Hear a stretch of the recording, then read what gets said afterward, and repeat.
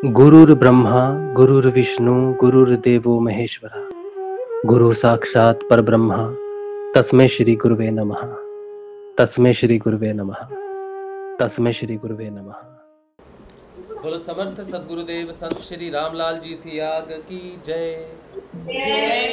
बोलो शिव अवतारी महायोगी बाबा श्री गंगाई नाथ की जय। बोलो दशम अवतार कल की अवतार की जय। बोलो सनातन धर्म की जय। बोलो पलाना धाम की जय। बोलो जाम सर धाम की जय। बोलो काजलवास धाम की जय। जय श्री गुरुदेव, जय श्री दादा। चलिए अब जो है श्री गुरुदेव रामलाल जी सियाग के सिद्ध योग की हम बात करेंगे और सिद्ध योग से आने वाले परिवर्तन, और सिद्ध योग से जब परिवर्तन आते हैं तब जो प्रश्न उठते हैं उनकी बात करेंगे। ज़्यादातर जो प्रश्न आध्यात्मिक प्रश्न हैं वो सुषुम्ना नाड़ी के भीतर जब आप प्रवेश करते हो तब है, और बाहरी प्रश्न तब है जब तक हम बाहर रहते हैं और हमें पता नहीं चलता कि क्या हो रहा है क्या नहीं हो रहा है। तो वहाँ पर हमें कई बार क्या होता है कि थोड़ी गाइडेंस की ज़रूरत होती है। वो गाइडेंस हमें मिलती है गुरुदेव की स्पीचेस में, पतंजलि अष्टांग योग में, ऋषि अरविंदो की कुछ एक बुक्स अगर आप फॉलो करोगे तो वहाँ पर मिल जाएंगी आपको। और सारा कुछ है, गुरुदेव ने बताया हुआ है सब कुछ। ऐसा कुछ नहीं है कि कहीं और से आपको मिलेगा आपको गुरुदेव से ही। लेकिन पुराने जो शिष्य होते हैं वो गुरुदेव की स्पीचेस सुनते रहते हैं, गुरुदेव के बारे में थोड़ा जान लेते हैं, थोड़ा पढ़ लेते हैं, तो उनको पता होता है। तो जो भी नया साधक जुड़ता है अगर उसका कोई प्रश्न रहे तो उसे अपने गुरु भाइयों से, गुरु बहनों से पूछना चाहिए, ज़रूर पूछना चाहिए। साधना लेकिन जो है वो अंतर जगत की, उसे अपनी बुद्धि जो जब तक उसको अंतर चेतना नहीं होती तब तक उसको डेफिनेटली अपने बुद्धि के बल पे आगे बढ़ना चाहिए, और नाम जाप और ध्यान को विशेष महत्व दे के चलना चाहिए। और जीवन में जो भी परिवर्तन आए वो अंदर से घटित हो, ऐसा उसको समझना चाहिए, और उसको इस बात का ज्ञान होना चाहिए कि वो अंदर से उसे क्या प्राप्त हो रहा है। तो ऐसे समय में जब हमें कुछ समझ में नहीं आता है तो ज़्यादातर हमें परिस्थितियाँ जब आउट ऑफ कंट्रोल हो जाए किसी भी स्तर पे, तो सबसे बेहतर जो चीज़ है कोई कर सकता है वो है मौन धारण करना। ठीक है, मौन धारण करने से हमें समय मिल जाता है सोचने के लिए, और मौन से जो है वो हमें चीज़ें ज़्यादा क्लियर दिखने लग जाती है। जब तक विचार उमड़ते रहते हैं तब तक हमें कुछ दिखाई नहीं देता है। ठीक है, सोचने की जो क्षमता है हमारी वो अवरोध नहीं होनी चाहिए। जब सारे विचार शांत हो जाएंगे तभी वो दूर तक देख सकता है और समझ सकता है चीज़ों को। लेकिन जब तक हमारे अंदर कोई चीज़ें तड़पती रहेंगी या कुछ विचार प्रकट होते रहेंगे या हम बातें करते रहेंगे ज़्यादा से ज़्यादा, तब तक जो है वो सोचने समझने की शक्ति भी है जो कम काम करती है। तो जब कभी कोई प्रश्न पे अटक जाओ या कोई समाधान ना मिले तो शांत होना चाहिए। 2-4 दिन शांत होकर अपनी तरफ देखना चाहिए, अपनी स्थितियों की तरफ देखना चाहिए, और फिर उसके बाद जो है आगे बढ़ना चाहिए। ठीक है, तो सिद्ध योग में ये सारी चीज़ें धीरे धीरे समझ में आती हैं, परिवर्तन धीरे धीरे समझ में आता है। जनरली हमारी कई वर्ष हम सिद्ध योग में रहने के बाद भी हम अपने शरीर की तरफ देख के अंदाज़ा लगाते हैं, अनुमान लगाते हैं कि मेरी यात्रा अच्छी नहीं रही, क्योंकि मुझे तो एक मामूली सा फोड़ा हो रखा है, वो भी ठीक नहीं हुआ है, तो यानी कि मेरी सिद्ध योग की यात्रा जो है वो कहीं आगे बढ़ी नहीं। इस तरह के विचार आते हैं, और ज़्यादातर जो है हमारी जो रिज़ल्ट जो हम देखते हैं अपने सिद्ध योग का अपने शरीर के हिसाब से देखते हैं। लेकिन शरीर तो बहुत बात की बात है, पहले आपके मन पे काम होता है, क्योंकि पहले मानसिक समस्याओं का समाधान होना ज़रूरी है, शारीरिक समस्याएं बाद में होती हैं। क्योंकि मानसिक समस्याएं ज़्यादा जो है मानसिक समस्याएं जो है वो ज़्यादा परेशानी का कारण होती हैं। मानसिक समस्याएं ज़्यादा ख़तरनाक होती हैं शारीरिक समस्याओं से। कुछ शारीरिक डिसीज़ होती हैं क्रिटिकल, ये मानते हैं हम, लेकिन ज़्यादातर जो लोग परेशान रहते हैं वो अपनी सोच से रहते हैं, अपनी मानसिक अवस्था से रहते हैं, अपने विचारों से रहते हैं, अपने कर्मों के हिसाब से। या तो कर्म कर दिया या कर्म करना है, या फिर इच्छाएं हैं, या फिर किसी भी प्रकार की आपको कुछ सोच है उसके हिसाब से ही ज़्यादातर होता है। तो ज़िंदगी में अगर सोच शांत हो जाए, मौन प्रकट हो जाए, तो काफ़ी समस्याओं का हल आपको वैसे ही मिल जाएगा जो आसपास ही होती हैं। उसके बाद जब आपका मन पूर्ण से शांत हो जाएगा फिर ध्यान लगना शुरू होगा, फिर पता चलेगा, ज्ञान प्राप्त होगा अपने बारे में, अपने शरीर के बारे में, फिर शरीर की समस्याएं सॉल्व होंगी। और गहरा ध्यान जो गुरुदेव कहते हैं समाधि तक पहुंचना है, तो समाधि तक शांत मन पहुंच सकता है, स्वस्थ शरीर पहुंच सकता है, और शांत विचार हों जिस मनुष्य के, वही पहुंच सकता है। तो ये मणिपुर चक्र और स्वादिष्टान चक्र और मूलधारा चक्र जो आउटर चक्र हैं, या फिर प्रकृति, ये जो बाहरी चक्र है, संसारिक चक्र भी कह सकते हो आप इन्हें, ये जब तक पूर्ण रूप से आपके कंट्रोल में नहीं होते तब तक ना आपके हाथ में मन है, ना आपके हाथ में प्राण है, ना ही आपके हाथ में शरीर है। तो कुंडलिनी जब जागृत होती है तो इन तीनों चीज़ों को अपने कंट्रोल में करती है, यानी कि आपका मणिपुर चक्र, आपका स्वादिष्टान चक्र और आपका मूल चक्र जो है, इसको अपने कंट्रोल में करने के बाद ही आप पे सारा कार्य करती है, क्योंकि इन्हीं तीनों का ही जो है आप पे शोधन होना होता है। बाकी ऊपर के चक्र जो हैं वो सिर्फ खुले नहीं होते, बाकी वो अपने आप में साफ़ सुथरे हैं, बिल्कुल स्वच्छ हैं, बस उनमें एंट्री आपकी होनी होती है। इसीलिए आपको तकलीफ़ होती है जब तक आप आज्ञा चक्र पे नहीं पहुंचते, क्योंकि उसके ऊपर ही अध्यात्म शुरू होता है। तो जब तक हम अध्यात्म में प्रवेश नहीं करते तब तक हमें किसी न किसी गाइडेंस की ज़रूरत होती है, किसी न किसी मार्गदर्शन की ज़रूरत होती है, गुरु भाइयों गुरु बहनों की ज़रूरत होती है, गुरुदेव की स्पीचेस की ज़रूरत होती है, आध्यात्मिक किताबों की ज़रूरत होती है, संतों की वाणी की ज़रूरत होती है, भजनों की ज़रूरत होती है, जिससे हम अपने मन पे कंट्रोल कर पाएँ, हम अपने दिमाग पे कंट्रोल कर पाएँ, हम समझ सकें यात्रा को। तो ये बहुत ज़रूरी है कि जो भी साधक साधना करता है वो सत्संग का हिस्सा बने, ज़रूर बने, हर रोज़ बने। ज़रूरी नहीं है कि यही सत्संग है, सत्संग बहुत तरह के होते हैं, गुरुवाणी बहुत होती है, गुरुवाणियाँ लिखी हुई हैं, वो गुरुवाणी को सुनना चाहिए। भगवान क्या कहना चाहते हैं वो ग्रंथों में जो लिखा हुआ है उसको पढ़ना चाहिए। जो सोच है हमारी कि हम ग्रंथों को पढ़ेंगे या फिर गुरुवाणी को पढ़ेंगे तो इससे हमारा पुण्य लाभ होगा, इस लाभ को छोड़ देना चाहिए। सिर्फ ज्ञान के लिए ही आगे बढ़ना चाहिए, क्योंकि ज्ञान से बड़ा जो है वो कोई मार्ग नहीं, कोई दीपक नहीं, कोई लाभ नहीं। तो जब भी हम किसी किताब को पढ़ते हैं तो ये नहीं सोचना चाहिए कि हम गुरुदेव रामलाल जी सियाग के शिष्य हैं या किसी दूसरे गुरु की ज्ञान की किताब हम पढ़ नहीं सकते, या उसका ज्ञान हम सुन नहीं सकते, या उसके ज्ञान से हमको समझ नहीं सकते। ज्ञान किसी की भी प्रॉपर्टी नहीं है, किसी का एकाधिकार ज्ञान पे नहीं है। ज्ञान पूर्ण रूप से ओपन है, खुला है। जो व्यक्ति उस ज्ञान में प्रवेश करता है उसे वो एक्सेस मिलता है, वो भगवान की जगीर है, वो आत्मा की प्रॉपर्टी है, तो वो किसी का एकाधिकार नहीं है। आपके पास भी आत्मा है तो वो आपका अधिकार है। किसी संत की वाणी अगर कही हुई है तो वो आपका पूरा अधिकार है उस वाणी के ऊपर, बस सिर्फ आप अपने आप को पहचानते नहीं है कि वो आत्मा का ही ज्ञान है जो किसी संत ने कहा हुआ है। इसीलिए किसी संत का कोई अधिकार नहीं होता किसी भी ज्ञान के ऊपर में। या ऐसा गुरुदेव ने, देखो गुरुदेव की वाणी सुनो, उसमें कहा है कि मेरा कोई नया पंथ नहीं है, मेरा कोई नया समाज नहीं है, मैं वही कह रहा हूँ जो ऋषि अरविंदो ने कहा है, जो आई पंथी में कहा है, गोरखनाथ जी ने कहा है, शिव ने कहा है, शैविज़म में लिखा है, कश्मीरी शैविज़म में लिखा है। तो नया कुछ भी नहीं है आपके पास, सब कुछ पहले से ही व्यवस्थित किया हुआ है। इसलिए आप अगर पुराने जाते हो, कहीं किताबें पढ़ते हो, कोई ग्रंथ पढ़ते हो या किसी संत की बात सुनते हो, तो आप कोई गुरुद्रोह नहीं कर रहे, बल्कि आप अपने आप को समझने की कोशिश कर रहे हैं। तो किसी को भी कभी भी किसी भी प्रकार के ज्ञान से रोकना एक तरह से अपराध ही है। ना तो आपको किसी को ज्ञान धारण करने से रोकना चाहिए, ना ही आपको ज्ञान धारण करने से अपने आप को रोकना चाहिए, क्योंकि ज्ञान ही है जो आपको अपनी उजाले में लेके जाएगा, स्वतंत्र करेगा। स्वतंत्र ज्ञान ही करता है, वरना हाथी को नहीं पता होता कि उसे जंजीर से बांधा गया है या मामूली सी घास की रस्सी से बांधा गया है। वो तब तक उसे तोड़ ही नहीं पाता, क्योंकि उसकी धारणा होती है कि मुझे बांधा गया है। इंसान की धारणा भी ऐसी ही है कि मैं बंधा हुआ हूँ, मुझे नहीं पता कि क्या है क्या नहीं है, और वो बंधा रहता है। और वो ज्ञान के प्रति सोचता है कि ये उसका है, वो उसका है, ये मेरा है, ये इसका है। वो इसी धारणा में बंधा रहता है, जबकि वो आज़ाद है। सभी आज़ाद होते हैं, बस ये रियलिटी जो है कि मैं आज़ाद हूँ और सभी आज़ाद हैं, ना मैं बंधित हूँ ना मैं किसी को बंधित कर सकता हूँ, ये विचार प्रकट होने में ही बहुत ज़्यादा समय लग जाता है। और जब तक ये विचार प्रकट नहीं होता तब तक साधना बाहर मुखी रहती है। और जब ये विचार, ये ज्ञान प्रकट होना शुरू हो जाता है तो ये अंतर्मुखी ज्ञान है।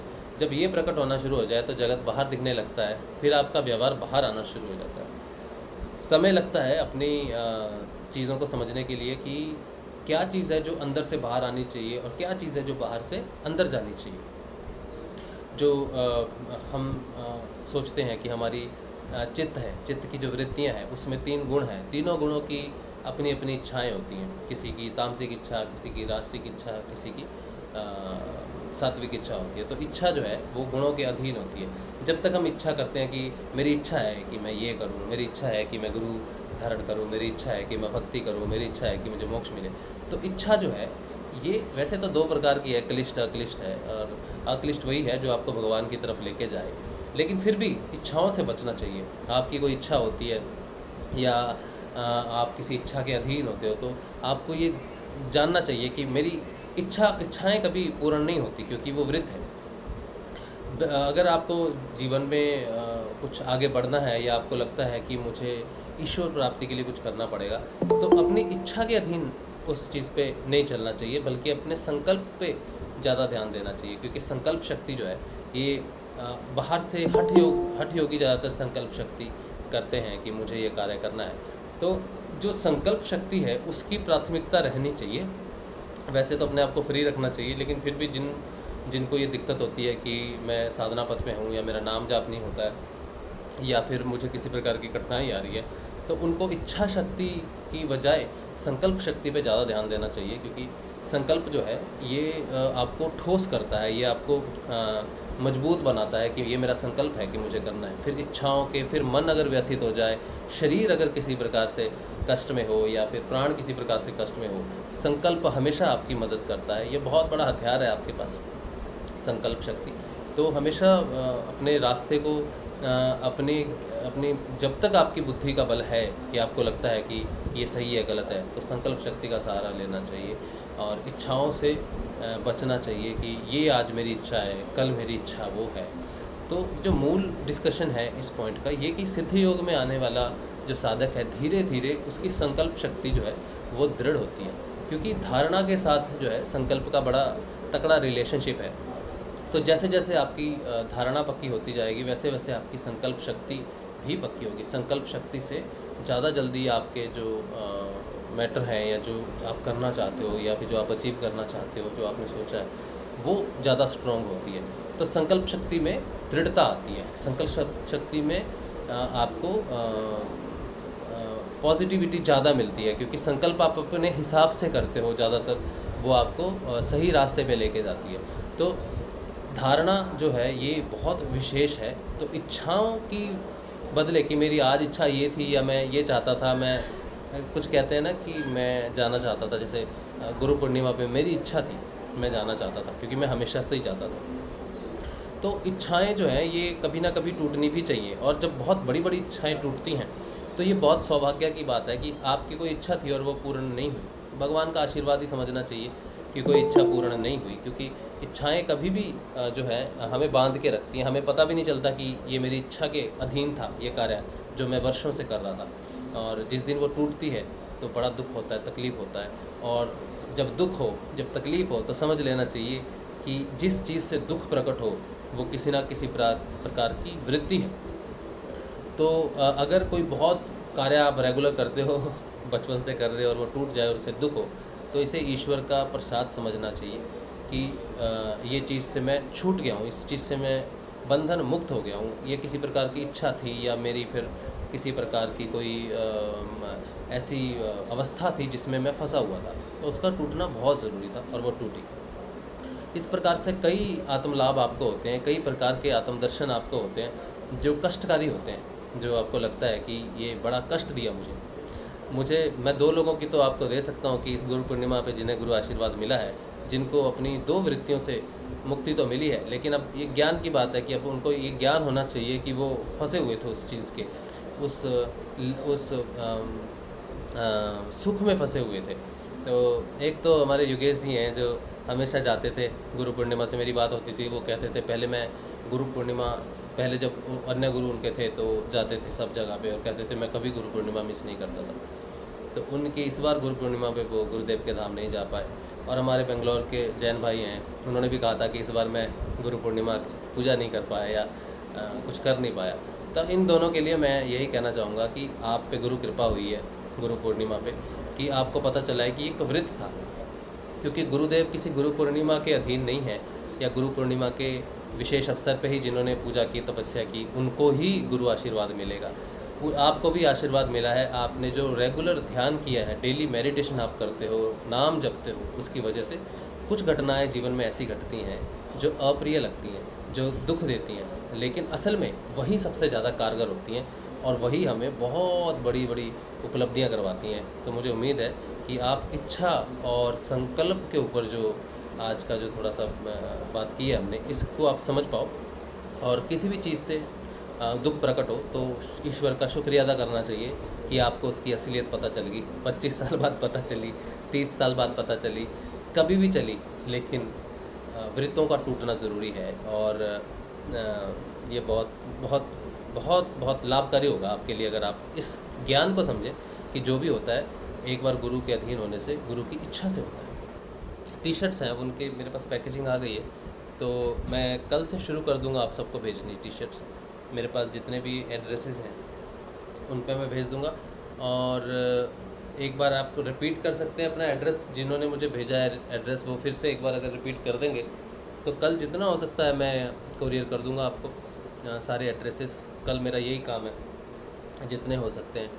तो आपको लगता है आपको टी शर्ट चाहिए तो मुझे कोरियर आप अपना एड्रेस आज ही दे देना रात को, तो कल सुबह मैं प्रिपेयर करूँगा उसको जितना भी होगा। फिर मैं बता भी दूंगा कल के सेशन में शाम को कि कितनों को मैंने कोरियर कर दिया है। और अगर आपका नहीं होगा कोरियर पे नाम तो फिर आप मुझे एड्रेस दे देना अपना, तो फिर आपको टी शर्ट्स मिल जाएंगी सारी, कनेक्ट हो जाएगा। जय गुरुदेव, जय श्री गुरुदेव। जय श्री गुरुदेव। मेरा प्रश्न वो ऐसा था कि आत्मा जो है, तो हमने आत्मा के बारे में गीता में भी सुना है कि काटने से कटती नहीं, मारने से मरती नहीं, तोड़ने से टूटती नहीं, झुकाने से झुकती नहीं, वो कुछ नहीं करती। जब वो शून्य है तो वो जागृत होके जो कार्य करती है वो कैसे करती है, या कहते हैं कि आत्मा की आवाज है, अब उसकी क्या आवाज हो सकती है और वो क्या कार्य कर सकती है। फिर हम इसको ऐसे समझते हैं कि अगर वो चेतन होकर हमारे इंद्रियों को वश में करके ही कार्य करती है तो वो कुछ तो करती है चेतन होके। जब आत्मा या तो शून्य है, कुछ नहीं करती है, या कुछ करती है, तो वो अकर्ता कैसे हो सकती, कुछ न कुछ तो करती है। आत्मा चेतन हो गई तो वो कुछ कर रही है। आत्मा जिसकी चेतन आत्मा है तो जागृत है, तो जागृत होके वो शून्य है तो जागृत कैसे, वो तो सुप्त है तब भी सुप्त है और जागृत है तब भी सुप्त है, कुछ नहीं कर रही है। तो वो क्या करती है, आत्मा क्या करती है, प्रश्न ये उठता है कि आत्मा क्या करती है। हाँ जी, तो नरहरि भाई जो आपका प्रश्न है वो ये कि आत्मा सुप्त है तो वो कोई कार्य करती है कि नहीं करती है। मेनली आपका प्रश्न है कि आत्मा की दो अवस्थाएं हैं, एक सुषुप्त और जागृत। अगर वो शून्य है तो उसकी सुषुप्त और जागृत अवस्थाएं कैसे हो सकती हैं, या फिर वो जागृत होकर कार्य कैसे कर सकती है। यही कि आत्मा का जो पार्ट है वो क्वेश्चन है आपका कि वो कार्य करती है कि नहीं करती है, वो हिस्सा कैसे हुई। अगर वो हिस्सा नहीं है तो फिर कैसे इस जगत में उसका काम है, उसका जागृत होने का अर्थ ही क्या है अगर वो करता नहीं है। ये सब ऐसा कुछ प्रश्न है ना आपका। हाँ, अच्छा, यानी कि आत्मा जो है, अगर एक तरफ तो हम कहते हैं कि भाई न चलता न रुकता न कहता न सुनता, जो जगत चेतना है वो जगत चेतना ही आत्मा है। तो जब वो कुछ भी नहीं करती है, और एक तरफ कहते हैं कि जब जागृत होती है तो वो मुक्त हो जाती है, जागृत होकर विश्व को नियंत्रण कर सकती है, सभी चेतनाओं को प्रभावित कर सकती है। जब वो स्वयं कुछ नहीं करती है तो फिर कैसे कर सकती है। हाँ सही बात है। तो ये क्या है कि जो आत्मा का जो हिस्सा है, जो हम समझते हैं कि आत्मा क्या है, आत्मा एक तरह का ड्राइविंग फोर्स है। पहले तो ये दो अवस्थाओं में आत्मा जो है ये परमात्मा का अंश है, जो परम आत्मा है। इसको हम ऊपर से समझने की कोशिश करते हैं, फिर नीचे आएंगे, फिर नीचे से ऊपर जाएंगे। सबसे पहले आप सब चीज़ों को डिलीट करो और सोचो कि एक निराकार ईश्वर है, निराकार ईश्वर है, पूर्ण ईश्वर है, और वो संकल्प करता है कि वो अब एक अपने साकार रूप में प्रकट हो। ठीक है, सबसे पहले संकल्प शक्ति से वो साकार रूप में प्रकट हो। तो सबसे पहले जो उसका साकार रूप जो प्रकट होगा वो उसी का ही होगा। साकार रूप वो होगा ईश्वर का, जिसको हम अर्धनारीश्वर कहते हैं, जिसमें हम दो चीज़ें देखते हैं साकार रूप में। साकार रूप में आप सिर्फ शिव को नहीं देख सकते, या सिर्फ पार्वती जो क्या बोलेंगे शक्ति को नहीं देख सकते। अगर आपने ईश्वर की साकार रूप में कल्पना करनी है तो आपको शिव और शक्ति, राधा और कृष्ण, इन दोनों के रूप में करनी होगी। नेटवर्क फिर से मेरा जा रहा है। जय श्री गुरु, बोलो समर्थ सदगुरुदेव संत श्री रामलाल जी सियाग की जय। जय हो। बोलो दशम अवतार कल की अवतार की जय। बोलो सनातन धर्म की जय, बोलो भोलाना धाम की जय। जय श्री गुरुदेव, जय श्री गुरुदेव, जय श्री गुरुदेव, जय श्री गुरुदेव, जय श्री गुरुदेव, जय श्री गुरुदेव, जय श्री गुरुदेव, जय श्री गुरुदेव, जय श्री गुरुदेव, जय श्री गुरुदेव, जय श्री गुरुदेव, जय श्री गुरुदेव, जय श्री गुरुदेव, जय श्री गुरुदेव, जय श्री गुरुदेव, जय श्री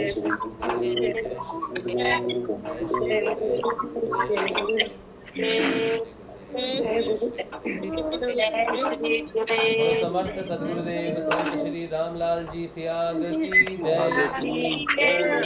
शिव अवतारी महायोगी बाबा श्री गंगाईनाथ की जय। बोलो दशम अवतार कल की अवतार की जय। बोलो सनातन धर्म की जय।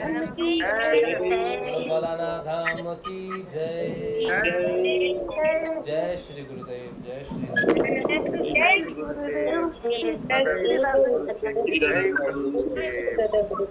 जय श्री गुरुदेव। बहुत बढ़िया, क्या बात। ये गुरुदेव की चरण पादिकाओं के दर्शन है। जय श्री गुरुदेव, जय श्री गुरुदेव।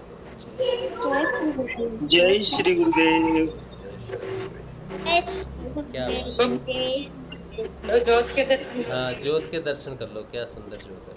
बोलो जय श्री गुरुदेव। जय श्री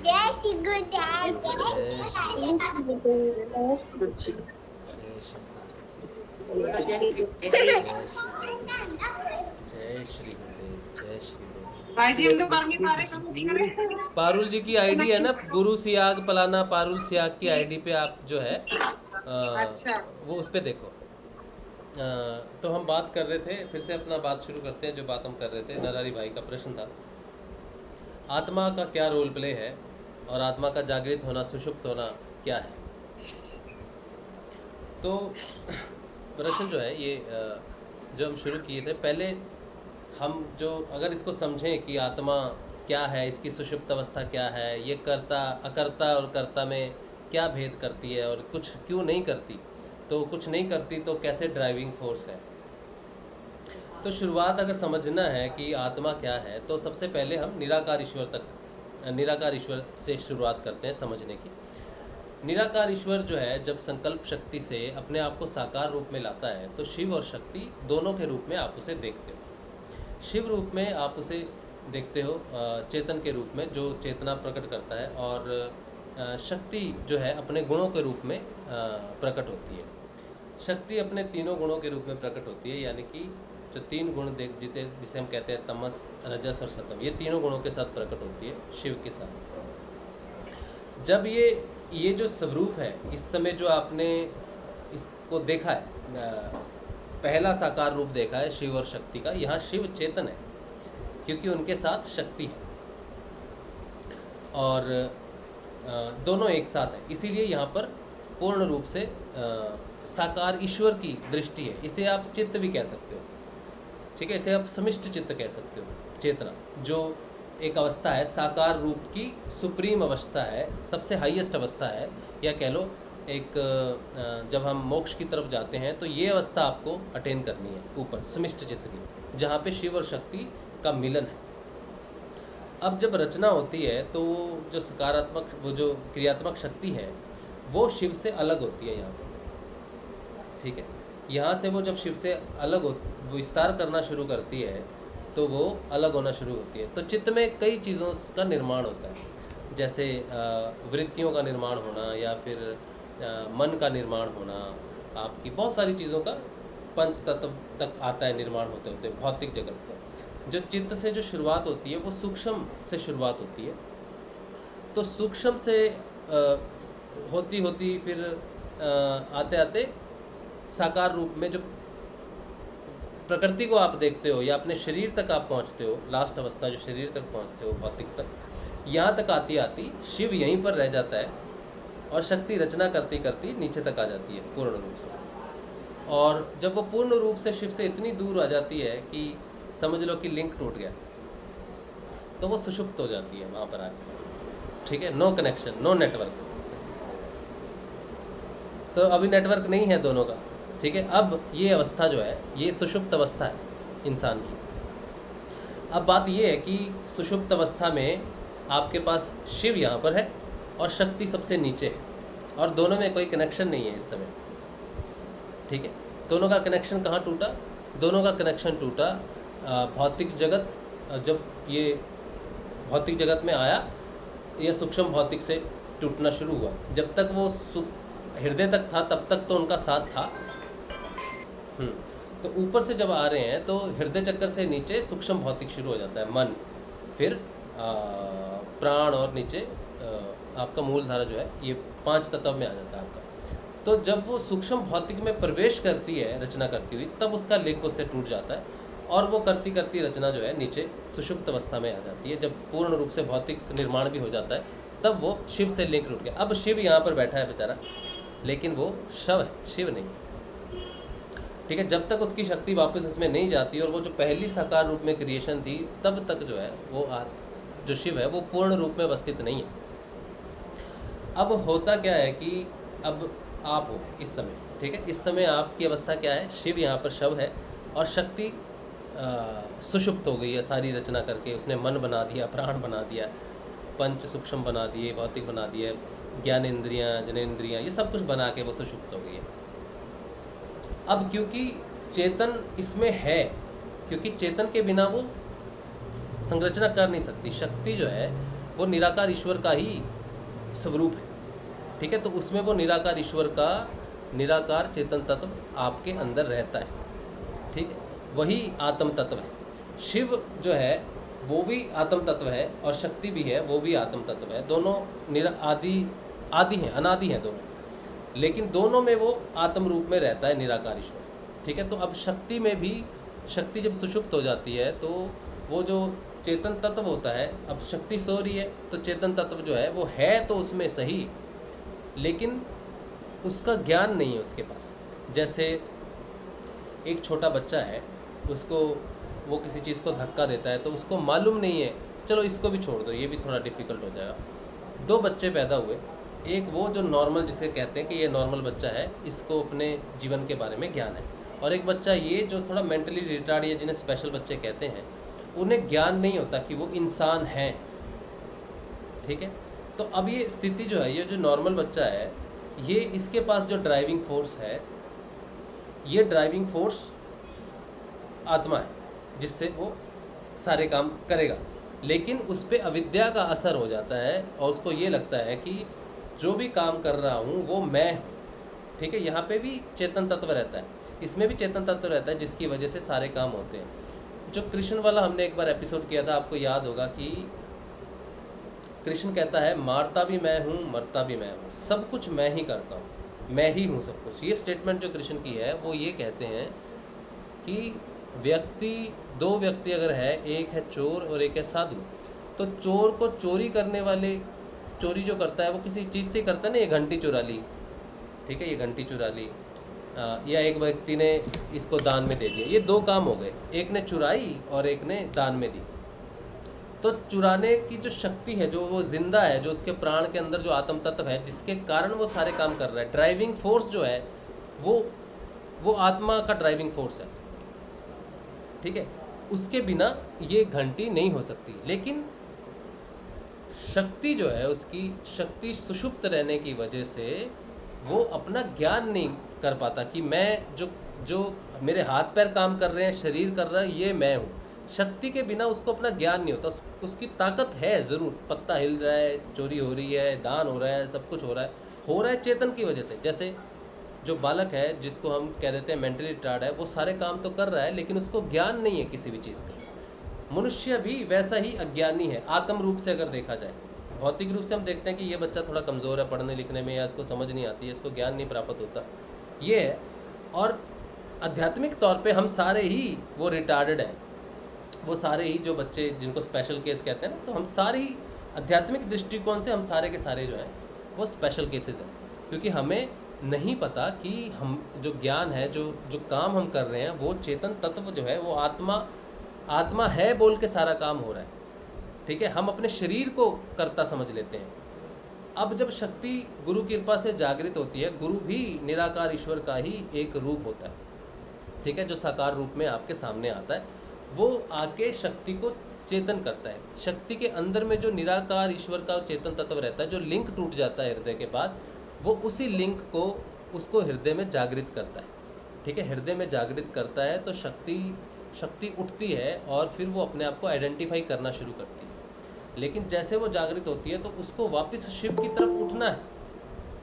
अब वो उठ तभी सकती है जब उसको शिव का ज्ञान जो है, शिव की पूर्णता जो है, वो जैसे जैसे शक्ति ऊपर उठती है वो अपनी पूर्णता की तरफ बढ़ती है शक्ति, ठीक है। मुझे लगता है ये इतनी बार कनेक्शन डिस्कनेक्ट हुआ ना, तो नरहरि भाई को मैं साथ लेके चलता हूँ। नरहरि भाई, मैं तो बकता रहूँगा, आप पहले मुझे बताओ कि आप साथ हो, कुछ सेंस बन रही है कि नहीं बन रही है?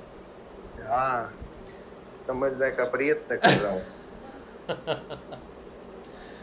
ये एक्चुअली थोड़ा सा क्या है ना, सब्जेक्ट इतना स्प्रेड है ना, इतना वाइड है ना, अब कहाँ से कौन सी लेयर पकड़ूं, मुझे थोड़ा सा, मैं भी कंफ्यूज हो जाता हूँ कई बार। तो मैं आपको पूछता रहूँगा बीच बीच में, आप मुझे बताते रहना, ठीक है। जो आत्म है, जो आत्म की जो शक्ति है, वो सारे कामों में जो कोई कर सकता है कुछ भी, जैसे जो शरीर है, ठीक है, समझ लो कि ये शक्ति की क्रिएशन है, इसमें शक्ति भी है, इसमें चेतन भी है। लेकिन चेतन तत्व जो है वो हिलने जुलने की शक्ति, सोचने की शक्ति, चित्त का ईंधन है। चित्त अपने आप में डेड है, ठीक है। शक्ति के अंदर जो चेतन तत्व है वो तब तक कार्य नहीं करता जब तक वो चेतन तत्व के साथ एक्टिव नहीं होता। शक्ति सारा काम करती है अपना, चेतन तत्व के कारण शक्ति अपनी सारी रचना करती है।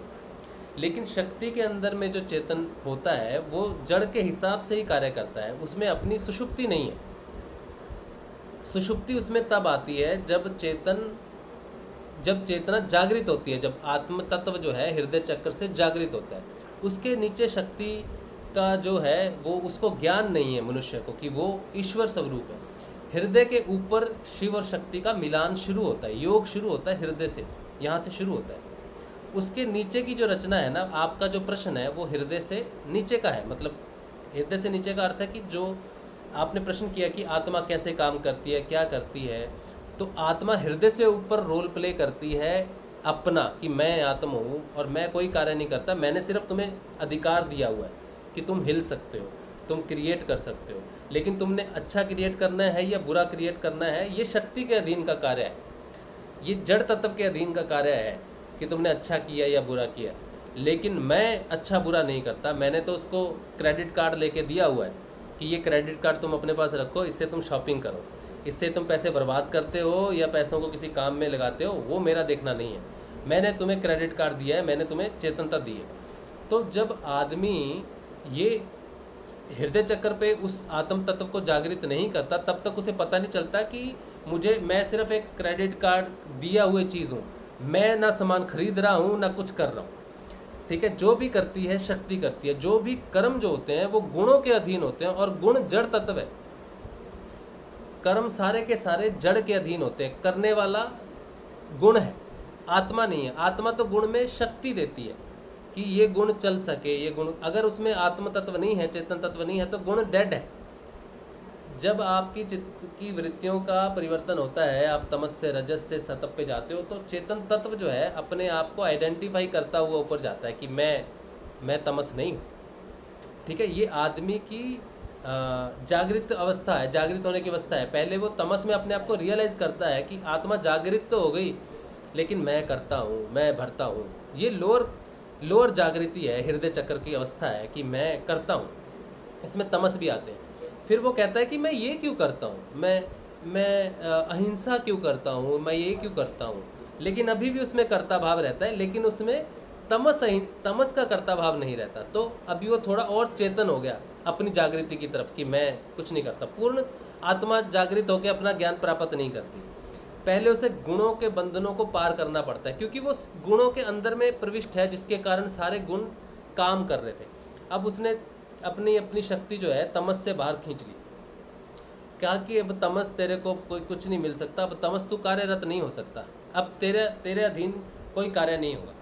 तो वो जो साधक है पहले तमस वृत्तियों से बाहर निकलता है, ठीक है, लेकिन कर्ता भाव में वो रहता है कि अभी भी वो आत्म रूप में नहीं है, ठीक है। अब वो रजस भाव में काम करना शुरू करता है, फिर वहाँ से भी वो कहता है कि नहीं ये भी नहीं चलेगा, फिर वो सत्व हिसाब से अच्छे अच्छे कर्म करेगा, ये करेगा वो करेगा जो सत्व गुणों के अधीन आते हैं। यहाँ पर भी उसका कर्ता भाव रहता है, यहाँ पर भी पूर्ण चेतना उसकी नहीं रहती। इसके बाद में अकर्ता भाव आता है, पूर्ण आत्मा वहाँ से जागृत होती है जहाँ से वो कहता है कि मैं करता हूँ ही नहीं, मैं तो सिर्फ फोर्स हूँ। जो मैं बात आपको कह रहा हूँ कि मैं सिर्फ एक फोर्स हूँ, ये जो रियलाइजेशन है आत्मा की, ये त्रिगुण अतीत रियलाइजेशन है कि मैं करता नहीं हूँ। और गुरु आपको यहीं पर खींचता है कि तुम करता नहीं हो, तुम आत्मा हो। लेकिन हमें कहने से हम ये बात समझ ही नहीं सकते कि हम करता नहीं है। क्यों नहीं समझ सकते? क्योंकि जो ज्ञान है आत्मा का वो तभी प्रकट होगा जब वो त्रिगुण अतीत में एक्चुअल में पहुंचेगी, तभी उसे उस चीज़ का ज्ञान होगा कि वो करता नहीं है। अगर वो तीनों जागृत भी हो जाए आत्मा, लेकिन अभी उसने ऊपर उसका उत्थान नहीं हुआ है, उसे लाख कह लो कि तू आत्मा है भाई, तू करता नहीं है, तो वो नहीं मान सकता उस चीज़ को, क्योंकि उसके पास वो ज्ञान है ही नहीं जिससे वो इस रियलाइजेशन में आ सके कि मैं गुण नहीं हूँ, मैं गुण विशेष नहीं हूँ, मैं जड़ विशेष नहीं हूँ, मैं शरीर विशेष नहीं हूँ। क्योंकि शरीर, गुण, मन, बुद्धि ये सारे जड़ हैं, ये कुछ नहीं है। ये एक बार आत्मा निकल गई तो डेड हो जाता आदमी, तो फिर कोई काम कर सकता है, करता हो सकता है। एक आदमी, मरे हुए आदमी को पूछो भैया आज जॉब पे नहीं जाना है, तुझे काम नहीं करना है, तो वो शरीर तो वही है। कल को वो कहता था कि मैं पिता हूँ, माता हूँ, भाई हूँ, बहन हूँ, एक एम्प्लॉई हूँ, मैं काम करता हूँ, आज वो नहीं है, शरीर तो वही है।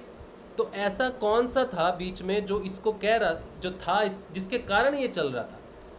तो करने वाला वो शरीर ही था। लोग कहेंगे ये बड़ा अच्छा आदमी था, ये बड़ा ख़राब आदमी था, इसने ये किया, ये यहाँ के, इसको मैंने वहाँ देखा, इसको मैंने वहाँ देखा।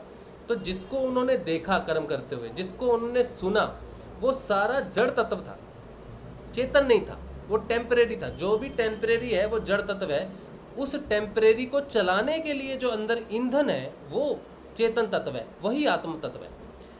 अब ये जड़ तत्व है बाहर में, और इसके अंदर एक चेतन तत्व है जो ये हाथ हिला रहा है, पैर हिला रहा है, ये बोल रहा है, कोशिश कर रहा है, ये सारा का सारा जड़ तत्व है। लेकिन जो इसको शक्ति दे रहा है कि तू हिल, तू बात कर, तू सुन, तू देख, ये जो ईंधन दिया हुआ है इस मोटर बाइक को चलने के लिए, वो चेतन तत्व है। अगर वो निकल जाए तो ये अभी टैं हो जाएगा, ये कुछ भी नहीं रहेगा इसके अंदर में, ठीक है। तो वो चेतन तत्व जो है उसकी अवस्थाएं हैं, वो शक्ति के हिसाब से उसकी अवस्था शक्ति के हिसाब से है। जहाँ शक्ति होगी उतना उसका ज्ञान होगा चेतनता का, ठीक है। अब यहाँ पे मैं थोड़ा सा समराइज करता हूँ आपको कि चेतन तत्व अपने आप में पूर्ण तत्व है यहाँ पर, ठीक है। लेकिन अवस्था जो है आपकी, आप उस चेतनता को, अवस्था जो है वो शक्ति के कारण है, क्योंकि शक्ति अगर यहाँ पर पहुँचेगी तभी ये पूर्ण रूप से इसका ज्ञान होगा कि ये आत्मा है या कुछ भी है। यहाँ पर शक्ति पहुँचेगी तो इसका यहाँ तक ज्ञान हो गया। तो जो शक्ति की अवस्था है ना, वही आपका एक्चुअल में ज्ञान है।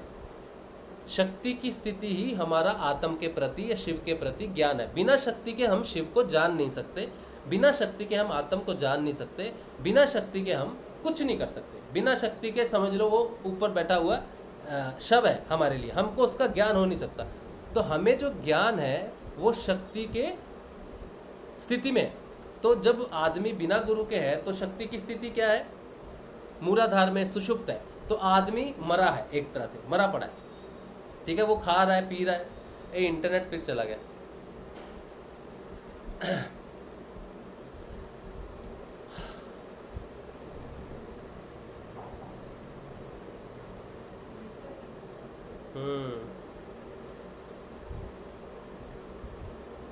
इंटरनेट बहुत प्रॉब्लम कर रहा है।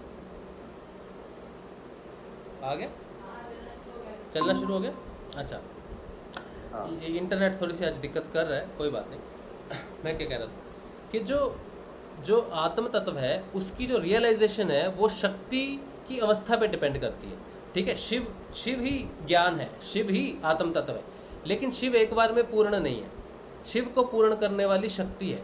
तो शिव पूरी तरह से पूर्ण नहीं होता। शिव जो है, शिव का जो ज्ञान है या शिव जागृत होता है आत्मा से, लेकिन शक्ति उससे हृदय से। हृदय से कई नीचे गिरी हुई है शक्ति, भौतिक जगत में गिरी हुई है शक्ति, और शक्ति सो गई है। तो अभी क्या है कि आपके पास जड़ तत्व भी है और वो चेतन तत्व भी है, लेकिन शक्ति सुसुप्त है।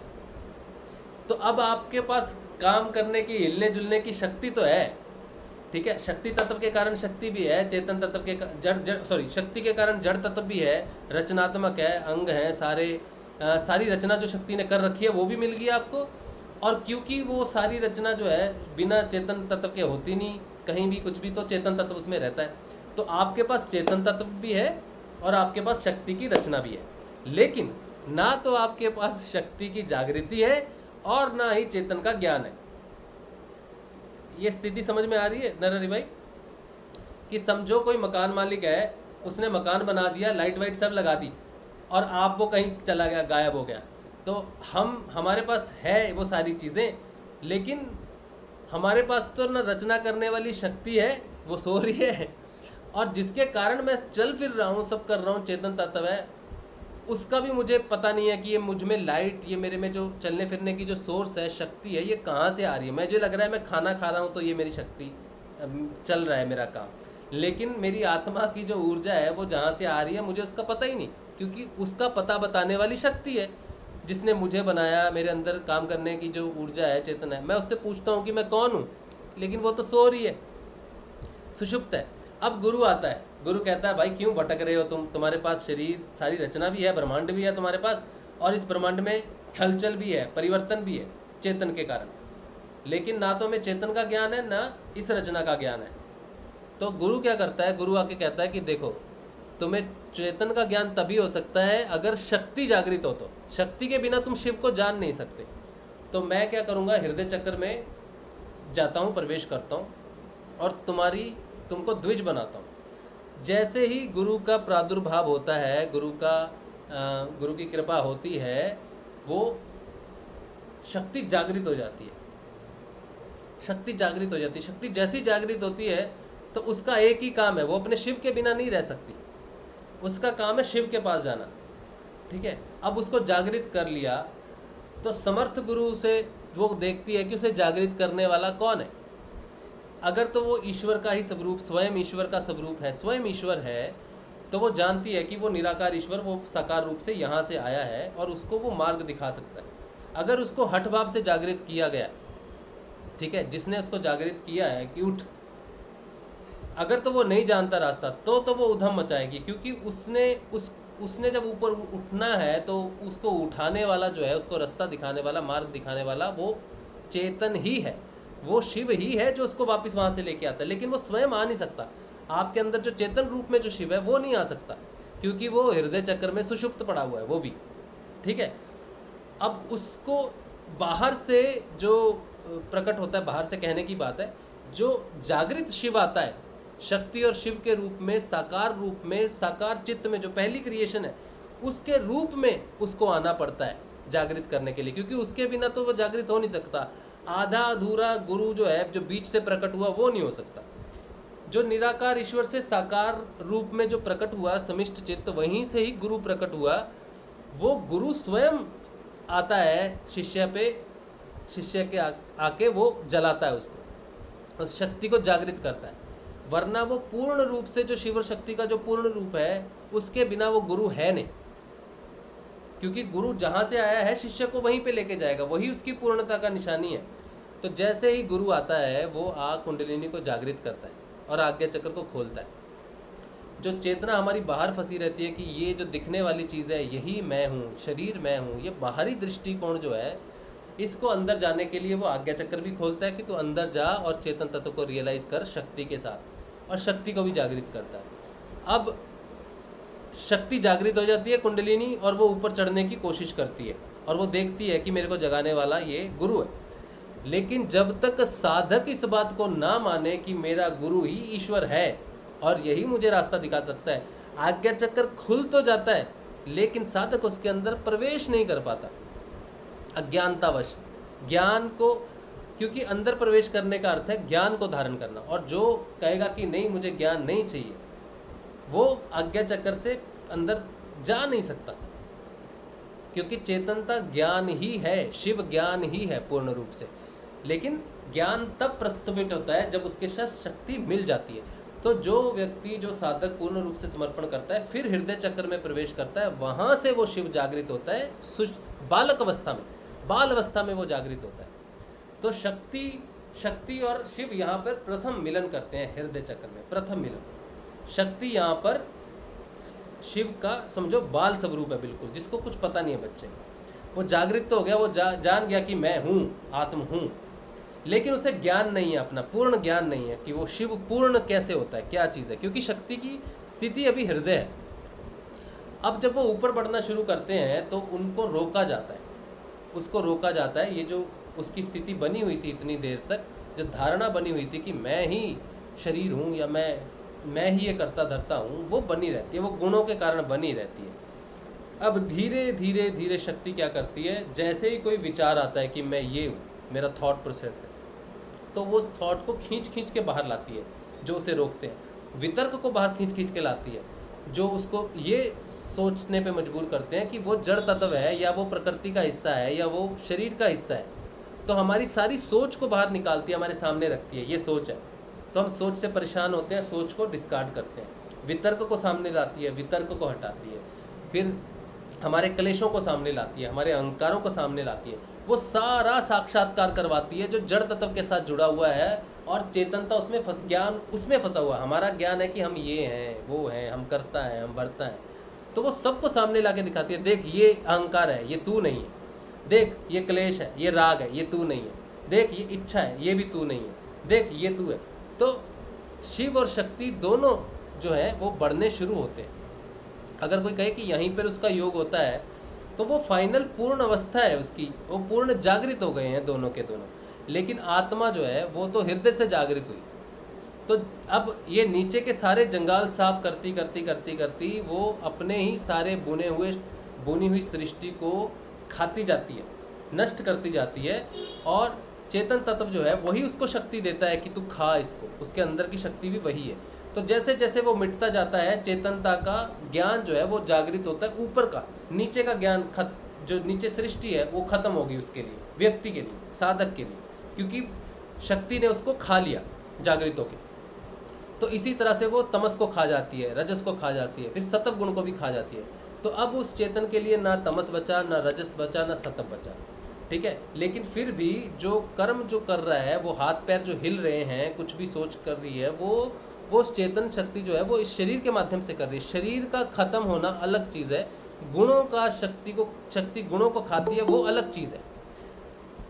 तो सूक्ष्म रूप से पहले वो सारी सृष्टि को सामने ला देती है साधक। इसीलिए शरीर बहुत जरूरी है। शरीर सबसे लास्ट की स्थिति है, सबसे लास्ट में शरीर को विलीन करती है वो शक्ति, क्योंकि अगर शरीर नहीं है तो यात्रा हो नहीं सकती।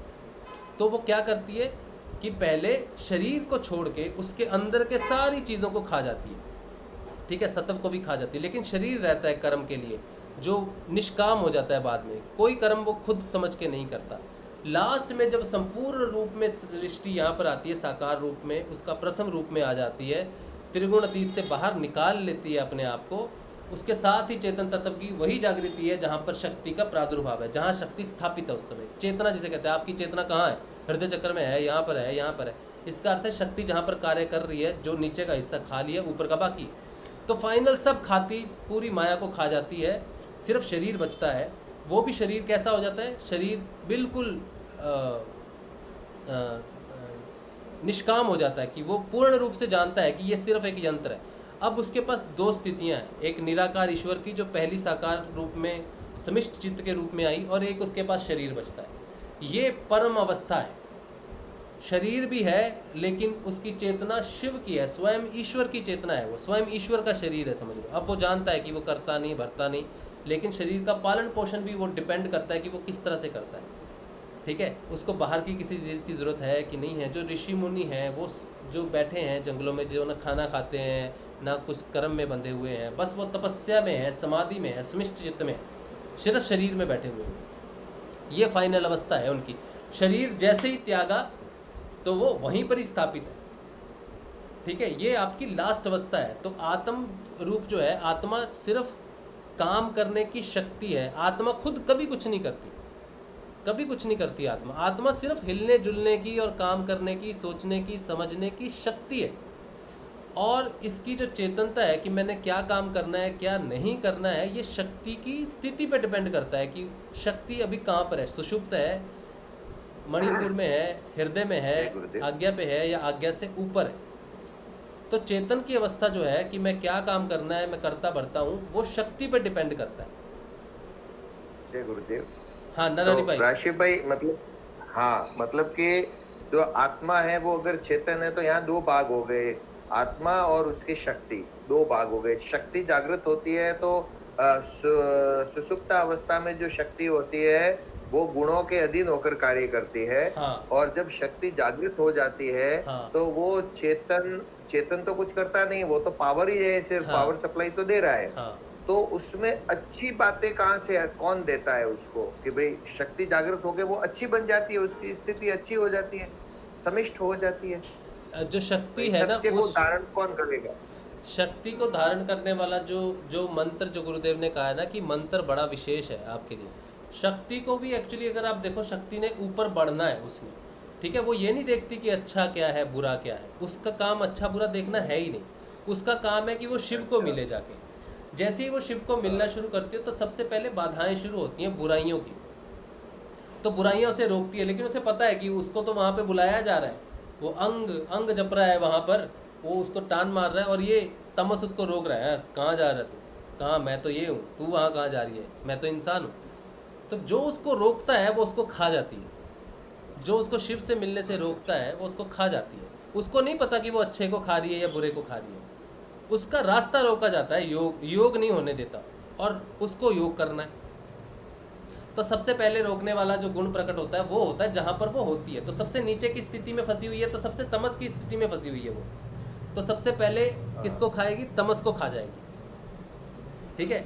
तो तमस का प्रभाव खत्म हो गया, तो फिर आगे देखती है, फिर रजस रोकता है उसको, फिर वो रजस को भी खा जाती है, फिर उसको सत्व रोकता है। अब सत्व तो अच्छा होता है, अच्छा गुण है सब, लेकिन अच्छे भी उसको रोकते, तो वो सत्व को भी खा जाती है। वो तीनों गुणों को खा जाती है, उसके बाद ही उसको दिखाई देती है वो सारी चीज़ें, ठीक है। उसके बाद उसको समिष्ट चित्त दिखाई देता है। तो वो ये नहीं देखती कि वो अच्छा खा रही है या बुरा खा रही है, या अच्छा करना है बुरा करना है, नहीं। सांख्या योग जो है ना, ये इसी चीज़ पे ही कार्य करता है। सांख्या योग कहता है कि अच्छे बुरे इंसान से योग का कोई मतलब नहीं, योग सबके लिए है, ठीक है। बस ये एक प्रक्रिया है कि हमने शक्ति को ऊपर उठाना है।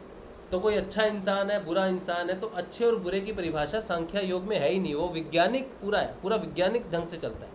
और ये जो पूरा योग चलता है ये वाकई ही वैज्ञानिक ढंग से चलता है। सांख्या योग सिर्फ ईश्वर पे डिपेंड नहीं करता। ईश्वर के नाम से जो पुल गुरुदेव हमें ईश्वर के नाम से देते हैं ना, खींच देते हैं, ईश्वर की देते हैं यहाँ पर। तो हमारी जो शक्ति ऊपर उठ रही है, ये ईश्वर खींच रहा है उसको। अंग अंग अंग वो रोकता है, खा जाती है। सांख्या योग में अंग नहीं खींचता। सांख्या योग में ज्ञान प्रकाश करता है कि इसको खा जा, इसको खा जा, इसको खा जा, ठीक है। उसमें हठ योग की प्रक्रिया शुरू होती है सांख्या योग में। सांख्या योग वैज्ञानिक योग है, ज्ञान का दृष्टिकोण है, ठीक है। लेकिन आपका जो योग है, इसमें ईश्वर कार्य करता है। बिना ईश्वर के कोई योग सिद्ध नहीं होता। ये गुरुदेव ने कह दिया आपको। पतंजलि ने भी उसी को ही माना है कि आप उसको आप ये मत दिखाओ उसको कि ज्ञान मत दो कि ये तमस है, ये रजस है, सत्व, बस उसको यहाँ टटकारा मारो। वो जब ऊपर उठेगी वो इस तमस को उसको रोकेगा, तमस को खा जाएगी, तो उसको ज्ञान अपने आप प्रकट हो जाएगा। तो सिद्ध योग में आपको ज्ञान धारण नहीं करना पड़ता। सिद्ध योग में जैसे जैसे शक्ति इनको खाती रहती है वो ज्ञान आपको होता रहता है। तो सिद्ध योग में ज्ञान अपने आप प्रकट होता है। लेकिन बाकी सारे योग में ज्ञान दिया जाता है, गुरु बैठ के बताता है सब कुछ कि देखो ये तमस है, ये तुमको नहीं करना है, तुमको यम का पालन करना है, तुमको नियम का पालन करना है, तुमको शौच का पालन करना है, तुमको सत्य का पालन करना है, तुम्हें योग करना है, तुम ये आसन में बैठो, तुम वो आसन में बैठो। तो वो गुरु सारा उसको ज्ञान देता है शिष्य को। तो उस ज्ञान से वो आगे बढ़ता है और अपने तमस को, रजस को और सत्व पे विजय पाता है। लेकिन सिद्ध योग में ज्ञान बाहर से गुरु देते ही नहीं, वो कहते हैं बस इसको जपो, बाकी काम कुंडलिनी ने खा के कर देना, और जितना वो खाती रहेगी उतना तुम्हारा ज्ञान बढ़ता रहेगा। तो ये ऑटोमेटिक हो गया सारा काम। हाँ, नहीं मतलब जो चेतन है वो जब तक सुप्त अवस्था में होता है तब तक उसका पावर तो शक्ति यूज करती है, लेकिन वो भी जड़ यूज करता है, लेकिन वो भी सुप्त होता ही है। शक्ति भी, आपका कहना है कि शक्ति भी सुप्त है और चेतन यानी आत्मा भी सुप्त अवस्था में है, लेकिन उसका जो पावर भी काम हो रहा है और जड़ तत्व का रूप में शक्ति भी अपना कार्य कर रही है। वो तो एक बार रचना होगी, उसके बाद कोई शक्ति का कार्य है कि रचना करना, ठीक है। अब उससे आगे वो सुप्त होगी तो कोई रचना नहीं है, बस वो जो उसने कर दिया रिप्रोडक्शन सिस्टम है, वो रिप्रोडक्ट हो रहा है, बस होता जा रहा है काम। शक्ति सो चुकी है, नया कुछ नहीं क्रिएट कर रही वो उसके बाद। हाँ ठीक है। और उसके बाद जब वो गुरु कृपा से जागृत होती है तो सबसे पहले शक्ति जागृत होकर ऊपर उठती है और वो आत्मा यानी चेतन को मिलने जाती है। तो जब चेतन को मिलने जाती है तो यहाँ ये बात तो समझ में आ गई कि शक्ति जागृत हो गई। हाँ। आत्मा जागृत, शक्ति जब हृदय में आती है तब होती है। हृदय चक्र से ही उनकी सूक्ष्म यात्रा शुरू होती है। अगर शक्ति जागृत हो जाए तो उसको रास्ता जो है, उसका रास्ता सुषुम्ना नाड़ी उसका रास्ता है ऊपर उठने का। मिलन का रास्ता उसका सुषुम्ना नाड़ी ही है। और सुषुम्ना नाड़ी में जो प्रवेश करती है, शक्ति अकेली नहीं करती। वो पहला जो योग होता है, पहला जो शुरुआती मिलन होता है, वो हृदय चक्र में ही होता है। वहीं से ही वो चेतनता के साथ ऊपर उठती है सुषुम्ना में, क्योंकि हृदय आत्मा से जागृत होता है। नीचे के तत्व में चेतन तत्व है तो सही, लेकिन सुषुप्त है, जागृत वो हृदय से ही होगा।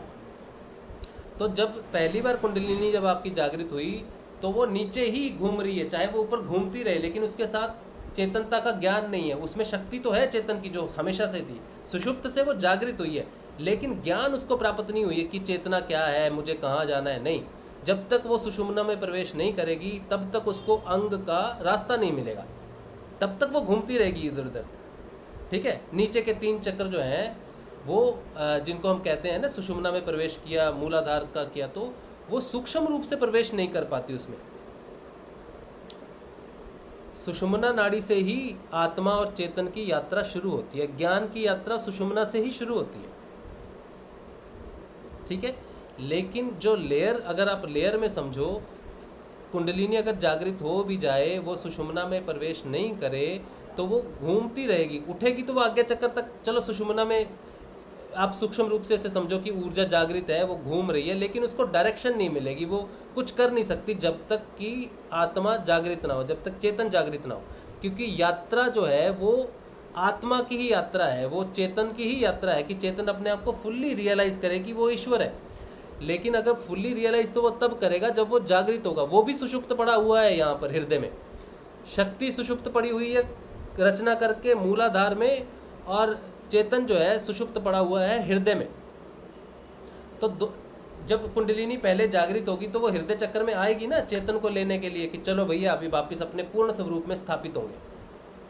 तो जब तक गुरु कृपा से वो द्विज नहीं बनेगा तब तक वो चेतनता की यात्रा शुरू हो ही नहीं सकती। जब तक शिष्य द्विज नहीं बनेगा तब तक वो दोनों मिलकर ही यात्रा करते हैं। शक्ति अकेली यात्रा नहीं करती, वो आत्मा के साथ ही यात्रा कर रही है, क्योंकि वो उसके बिना कुछ कर ही नहीं सकती। अकेली शक्ति कुछ नहीं कर सकती जब तक उसमें चेतनता नहीं है। वो भटकती रहेगी इधर उधर जागृत होकर। ठीक है। वो कोई रोग प्रकट कर देगी, पागलपन प्रकट कर देगी, कुछ भी कर देगी, वो भौतिक रूप से समस्या प्रकट कर देगी, क्योंकि वो भौतिक जगत में ही घूमती रहती है।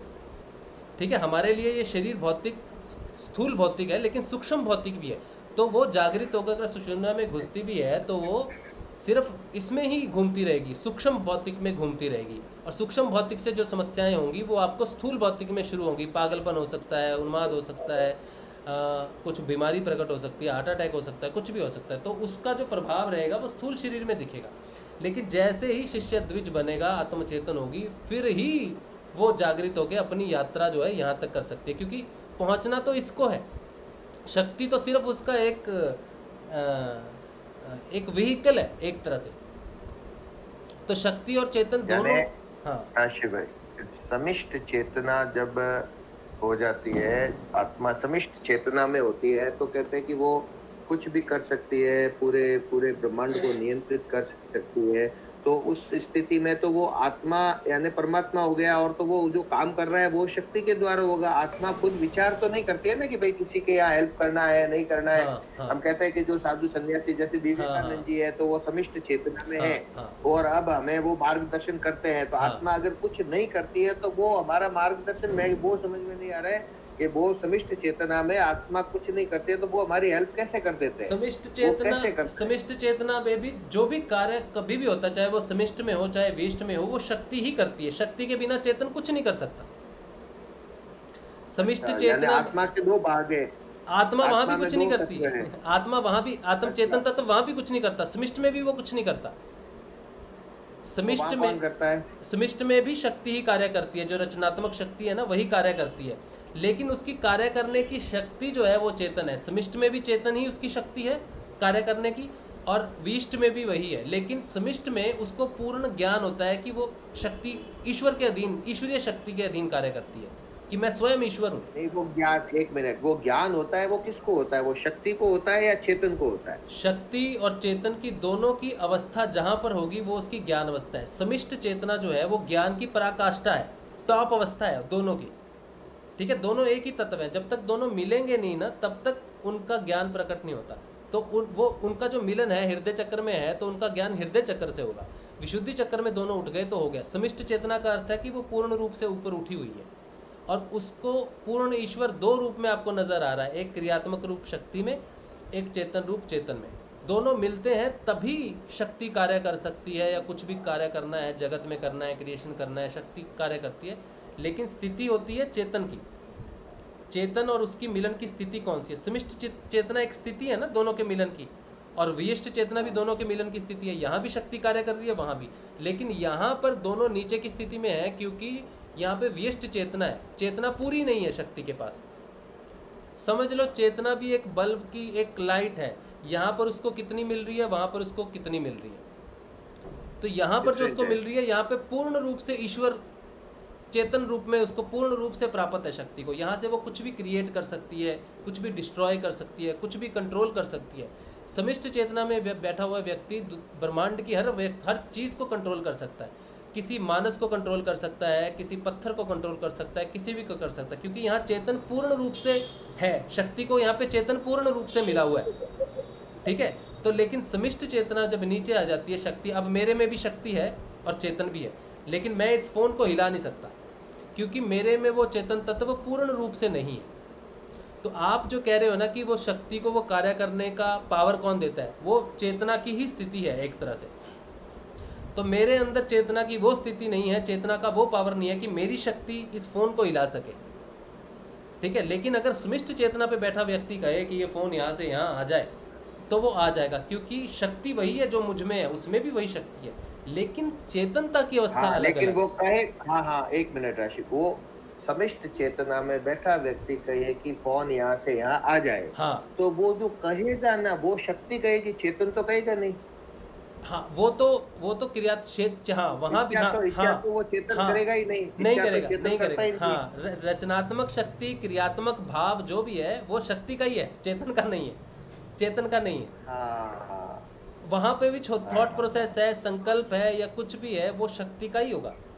खाली उसके पास वो शक्ति के भाग है। हाँ, बस शक्ति उस कार्य को कर पा रही है कि नहीं कर पा रही है, ये चेतनता की अवस्था है। पूर्ण चेतन की अवस्था में शक्ति सब कुछ कर सकती है, वो ब्रह्मांड की रचना कर देती है पूरी।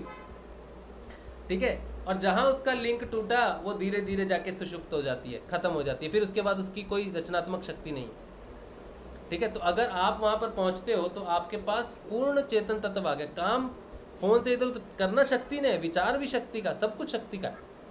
ठीक है, अब बात ये है नरहरि भाई कि अगर वहां पे व्यक्ति पहुंच जाए तो वो कुछ करना ही नहीं चाहेगा, क्योंकि वो जानता है कि अब मुझे कुछ करना नहीं है। तो वो आत्म शक्ति कार्य करती है ना, हम सोचते हैं ये करना है वो करना है, वो शक्ति का कार्य है। तो जब चेतना प्रस्तुत होनी शुरू हो जाती है तो मैं काम करूंगा, यानी कि शक्ति, वो भाव आत्म भाव में परिवर्तित होना चाहिए कि मुझे कुछ नहीं करना।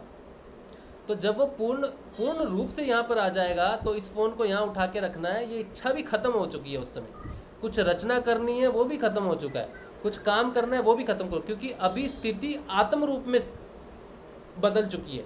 जब यात्रा शुरू हुई थी तो शक्ति रूप से हुई थी, कि मुझे ये करना है, मुझे ये करना है, मुझे ये करना है, मुझे ये करना है, धीरे धीरे धीरे धीरे धीरे कर्ता भाव खत्म होते होते वो जो स्थिति होती है वो शक्ति से परिवर्तित होकर चेतन में आ जाती है। ये बात बड़े ध्यान से आप यहाँ पे गौर देना कि जो जैसे जैसे असेंड करेंगे वैसे वैसे कर्ता भाव शक्ति से हटकर चेतनता में आ जाएगा कि मैं ही करने वाला हूँ, ठीक है, मैं ही पावर हूँ शक्ति को करवाने, जो भी रचना करता हूँ मैं करता हूँ, इसलिए मुझे कुछ नहीं करना। तो वो शक्ति से पूर्ण रूप से पुरुष में चेंज हो जाता है। यहाँ तक सांख्या योग जाता है, अपने आप को शक्ति से चेतन में कन्वर्ट कर लेना पूर्ण रूप से और बिल्कुल बैठ जाना योगियों के तपस्या में कि अभी कुछ नहीं करना, ना रचना करनी है, ना संकल्प करना है, ना कुछ करना है, कुछ भी नहीं, बस शांत मौन हमेशा शून्य में चला गया। वो पूर्ण रूप से चेतन तत्व में आ गया। चेतन कुछ नहीं करता, वो शून्य है, शून्य पूर्ण है, बस उसको ना कुछ करने की जरूरत है, ना कुछ कम करने की, ना ज़्यादा। यहाँ तक सांख्या योग जाता है। सांख्या योग कहता है, ज्ञान यहाँ तक जाता है कि मैंने अपने आप को, ये दो अनादि तत्व है, शक्ति अनादि तत्व है और चेतनता अनादि तत्व है। मेरी जो यात्रा है वो शक्ति में फंसे होने से, कर्ता भाव में होने से मुझे चेतन तत्व में आ जाना है, अकर्ता में आ जाना है। यहाँ तक दोनों का अलग हो जाना कि मैं नहीं करता अब कुछ भी, मैं सब चीज़ों से मुक्त हूँ, ये करता था जो भी था। तो ये शक्ति के रूप से अलग कर लिया चेतन ने अपने आप को, पूर्ण अवस्था आ गई उसकी। ये दो यहाँ तक आता है सांख्या योग। वो एक में विश्वास नहीं करता, वो कहता है कि शिव शक्ति भी अनादि तत्व है और चेतन भी अनादि तत्व है, बस मुझे शक्ति से चेतन तत्व में ट्रांसफर होना है। ये सांख्या योग है कंप्लीट। और यहाँ से बढ़कर सिद्ध योग इससे एक स्टेप आगे जाता है, कहता है कि पहले तो मुझे अपना ट्रांसफर करना है पूर्ण रूप से चेतन में, ठीक है। फिर वो कहता है कि मुझे चेतन इसको ये हटा देना है, अपना शरीर जो है ये पूरा मुक्त हो जाएगा, रचना मुक्त हो जाएगी, रचना रहेगी, वो अनादि तत्व रहेगा, लेकिन मैं पूर्ण रूप से निराकार में चला जाऊंगा। तो मैं उसको अंदर धारण करता हूँ, सृष्टि की रचना को मैं अंदर धारण करता हूँ और मैं निराकार में चला जाता हूँ। ये एक स्टेप आगे है सिद्ध योग। सांख्य योग दोनों को अलग करता है, पृथक कर लेता है, ठीक है। वो कहता है कि ये तत्व रहेगा, लेकिन सिद्ध योग में वो चीज़ पहले अपने आप को पृथक करता है, तो वो चेतन उसके अंदर था, ठीक है, तो सारा काम होता था। अब इसने पृथक कर लिया तो ये प्रकृति को अपने अंदर समेट के जो है ये निराकार में चला जाएगा। पॉइंट समझ में आ रहा है जो मैं कह रहा हूँ? पहले पृथक करना क्योंकि वो उसके अंदर था, पृथक करने के बाद अब सोचो शक्ति उसके अंदर प्रवेश कर गई और वो पूर्ण निराकार में चला गया। ये फाइनल जो जहाँ से शुरू हुई थी निराकार की यात्रा, यानी कि आपकी यात्रा जो जब तक आप करता भरता धरता हो, चाहे पूर्ण रूप से चेतन हो, तब तक आपकी अवस्था शक्ति की अवस्था है। जिस दिन आपने सारा मौन हो गया, जो कहते हैं ना पूर्ण इनलाइटनमेंट होने के बाद शरीर छोड़ देते हैं लोग, इसका अर्थ है कि वो पूर्ण जान गया है कि वो चेतन है, तो अब वो अकर्ता होना चाहता है। अब वो शरीर में रह के कुछ करना नहीं चाहता, क्योंकि शरीर ही है कर्म में जो फंसाएगा। नहीं, हाँ बराबर। तो फिर जैसे सिद्ध पुरुष वापस, ये विवेकानंद जी का हम उदाहरण देते हैं कि वो आके कि जब किसी को ज्ञान देना है तो देते हैं, है तो वो क्या हुआ, वो समिष्ट, वो जो अकर्ता हो गया, शक्ति तो उनको थोड़ा थोड़ी शक्ति को अंदर धारण किया। बिल्कुल सूक्ष्म रूप से शक्ति और चेतन के माध्यम से ही कार्य होता है। शक्ति से मुक्त वो सूक्ष्म रूप में भी कार्य नहीं कर सकते। हाँ, लेकिन वो है चेतन, फोर्स तो वो चेतन का होता है। हाँ, लेकिन कार्य बिना शक्ति के हो नहीं सकता। चाहे वो शरीर, शक्ति तो शरीर तक सीमित नहीं है ना, वो तो सूक्ष्म भी है। तो विवेकानंद सूक्ष्म जगत में आके जो कार्य कर रहे हैं वो भी शक्ति के अधीन ही है। जब तक वो अपना मोक्ष एक्सेप्ट नहीं करते, जब तक वो शक्ति को अपने अंदर विलीन करके, मोक्ष की स्थिति नहीं है। वो डिपेंड करता है। अगर आप चेतन हो तो आप ईश्वर के कार्य में कार्य करना चाहते हो, उसका साथ देना चाहते हो ट्रांसफॉर्मेशन में, या आप मोक्ष लेना चाहते हो, ये आपकी अवस्था है।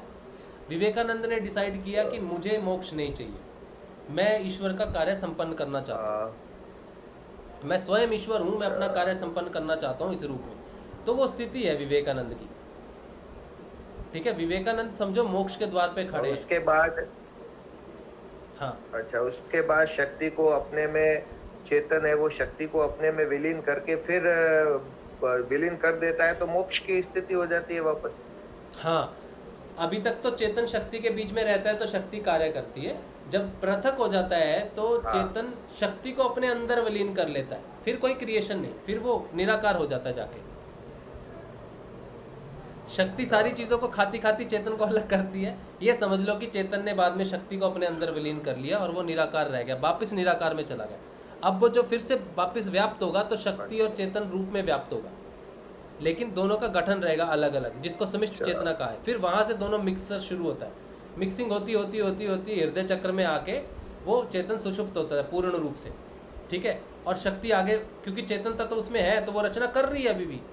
जब वो रियलाइज करती, जब तक उसको रियलाइजेशन होती है वो सो जाती है पूरी, कि चेतन सो गया तो वो रचना तो करती है कुछ देर तक, लेकिन बाद में सुषुप्त हो जाती है। तो गुरु आके क्या करता है, उसको जगाता है कि उठ जाग। और साथ ही में शिष्य की समर्पण के ऊपर, वो समर्पण है कि नहीं है, वो जानता है कि इनलाइट होना है कि नहीं है ना, चेतन तत्व उस पर डिपेंड करता है। शक्ति के जागृत होने से चेतना जागृत नहीं हो, मतलब आत्मा जागृत होना, मुझे नहीं लगता कि ये सही है कि कुंडलिनी जागृत होने से आत्मा जागृत होती है, नहीं होती। कुंडलिनी जागृत हो सकती है क्योंकि कुंडलिनी को हठ योग से भी जागृत किया जाता है, हठ भाव से भी जागृत किया जाता है। तो वो क्यों पागल कर देती है, क्यों वो हार्ट अटैक दे देती है, क्यों वो समस्याएं बढ़ा देती है ऐसे व्यक्ति की जो गुरु के अधीन नहीं होता। यानी कि वो शक्ति जागृत होगी लेकिन आत्मा जागृत नहीं हुई। और ये यात्रा जो है ये दोनों मिलके करते हैं एक साथ, अकेली शक्ति यात्रा नहीं करती। चेतन और शक्ति दोनों अपनी पूर्णता की तरफ यात्रा करते हैं। तो अगर गुरु नहीं है तो चेतनता जागती नहीं और शक्ति जाग जाती है, और शक्ति बस कुछ भी करती है, उसको कुछ समझ नहीं आता, फिर वो तोड़ती है, फोड़ती है, सब काम करती है। तो इसीलिए गुरु का होना इसीलिए ज़रूरी है कि शक्ति को तो कोई भी जगा सकता है, लेकिन चेतन को जगाने वाला सिर्फ और सिर्फ चेतन ही है। और चेतन को जगाने वाला सिर्फ चेतन ही है, यानी कि जो गुरु है, ईश्वर है, वही चेतन है, और ईश्वर चेतन रूप में गुरु है। तो गुरु ही चेतन को जगा सकता है, दिया ही दिया को जला सकता है। यानी कि जो चेतन है, मतलब चेतन और शक्ति दोनों सुप्रामेंटल फोर्स है, दोनों का एक जो पूर्ण है वो एकदम सुपर पावर है। हाँ। और वो पावर कम होते होते आज हमारी स्थिति है कि एक हमारी शक्ति, हमारी ताकत की एक सीमा है कि मैं इतने वजन को 5 किलो 10 किलो को उठा सकता हूँ, या मेरे चेतन में चेतन यानी आत्मबल को भी कह सकते हैं कि वो इतना है कि इतना कॉन्फिडेंस है। तो वो सुप्त अवस्था की स्थिति ऐसी है। और जब वो जागृत हो जाता है तो पूरी जगत की रचना करना उसके हाथ की बात हो जाती है, चेतन के और शक्ति के। यानी दोनों को अगर अलग अलग समझे तो दो तीव्र बड़ी विशाल ऊर्जाएं हैं। विश्व की सबसे बड़ी, इस सृष्टि की सबसे बड़ी दो ऊर्जाएं हैं। एक चेतन रूप में है जो वर्किंग पावर है, और एक शक्ति रूप में है जो वो उसमें पावर, वो एक कार्य करने वाला पावर है। और उसके अंदर लाइट वो है, चेतन उसकी लाइट है, और वो एक मशीनरी है, समझो ऐसा। एक ऐसी ऊर्जा है जो कार्य करती है। वो ड्रिलिंग मशीन होती है ना, ड्रिलिंग मशीन शक्ति है, और जो पावर है वो चेतनता है, तो तभी वो कार्य करेगी। और एक चीज, महत्वपूर्ण चीज, आत्म बल और मनोबल दो अलग चीजें हैं। जो चेतन नहीं, जिसकी आत्मा जागृत नहीं, उसके पास आत्म बल नहीं हो सकता, उसके पास मनोबल हो सकता है, उसके पास मनोबल हो सकता है, आत्म बल नहीं हो सकता। तो जगत को अगर आत्म बल जो मनोबल पहले देना जरूरी है। पहले मन बल आता है, मन बल से ही कार्य होते हैं सारे, ठीक है। जो आपको धारणा दी जाती है मंत्र जाप की, वो कहाँ दी जाती है? मन में दी जाती है। मन का बल बढ़ाया जाता है, मन का हरण किया जाता है, ठीक है। मन की सहायता से हृदय तक पहुंचा जाता है, और हृदय में जाकर चेतन को जागृत किया जाता है, आत्मा को जागृत किया जाता है, वहां से आत्म बल बढ़ता है। तो ये बड़ी विशेष डिस्कशन हुई है कि शक्ति का जागरण और आत्मा का जागरण दो अलग चीजें। शक्ति का जागरण कोई भी कर सकता है, बिना गुरु के भी शक्ति का जागरण किया जा सकता है, लेकिन शक्ति तभी कार्यरत होगी सही तरीके से जब उसके साथ चेतन भी जागृत हो जाए, यानी कि आप द्विज बन जाओ, यानी कि हृदय चक्र से वो चेतन तत्व जागृत हो जाए, जिसके कारण शक्ति सारा कार्य करती है ढंग से, जिसके कारण उसकी चेतनता है कि मैंने करना क्या है, मैंने इसको हार्ट अटैक देना है कि नहीं देना है। ये जो समझ है ये चेतन की समझ है। कि इसको हार्ट अटैक नहीं देना, ये इसी की वजह से हम ऊपर जाएंगे। जब तक वो चेतन जागृत नहीं होगा तो शक्ति में वो ज्ञान नहीं, समझ लो शक्ति ज्ञानहीन है। अगर वो जागृत हो गई, उसको नहीं मालूम कि इसका हृदय का भेदन करना है या इसके दिमाग का भेदन करना है या इसकी किडनी का भेदन करना, उसको ज्ञान नहीं है, बस वो ऊर्जा भटक रही है इधर उधर। जैसे ही चेतन जागृत होगा और उसके साथ मिलन होगा उसका शक्ति का, तब उसे पता चलेगा इसको हानि नहीं पहुंचानी है, कोई इस शरीर को कोई हानि नहीं पहुंचानी है, क्योंकि ये शरीर है तभी मैं हम यहाँ पे पूर्ण अवस्था में पहुंच सकते हैं। तो इस शरीर का उपयोग करना है हमको। तो फिर वो देखती है शरीर का उपयोग करना है तो शरीर को ठीक रहना चाहिए। तो इसमें सबसे पहली विकृतियाँ सूक्ष्म रूप से मन की विकृतियों तो दूर करेगी, प्राण की विकृतियों को दूर करेगी, शरीर की विकृतियों को दूर करेगी। तो उसका काम क्या हो जाएगा, उसको शिव से मिलना है तो उसकी सबसे बड़ी कीमत जो है वो ये है कि ये शरीर तबाह नहीं होना चाहिए, ये शरीर किसी भी हालत में नष्ट नहीं होना चाहिए। ये शक्ति की प्राथमिकता हो जाएगी अगर चेतन भी जागृत हो जाए। साथ में गुरु करता है, जो दिए से दिया जलता है ना, ये बात खास है कि गुरु जो है शक्ति तो जागृत कर सकते हैं, लेकिन गुरु वो विशेष है जो चेतन को जागृत कर सके। और चेतन जागृत हो गया तो शक्ति ऑटोमेटिकली जागृत है,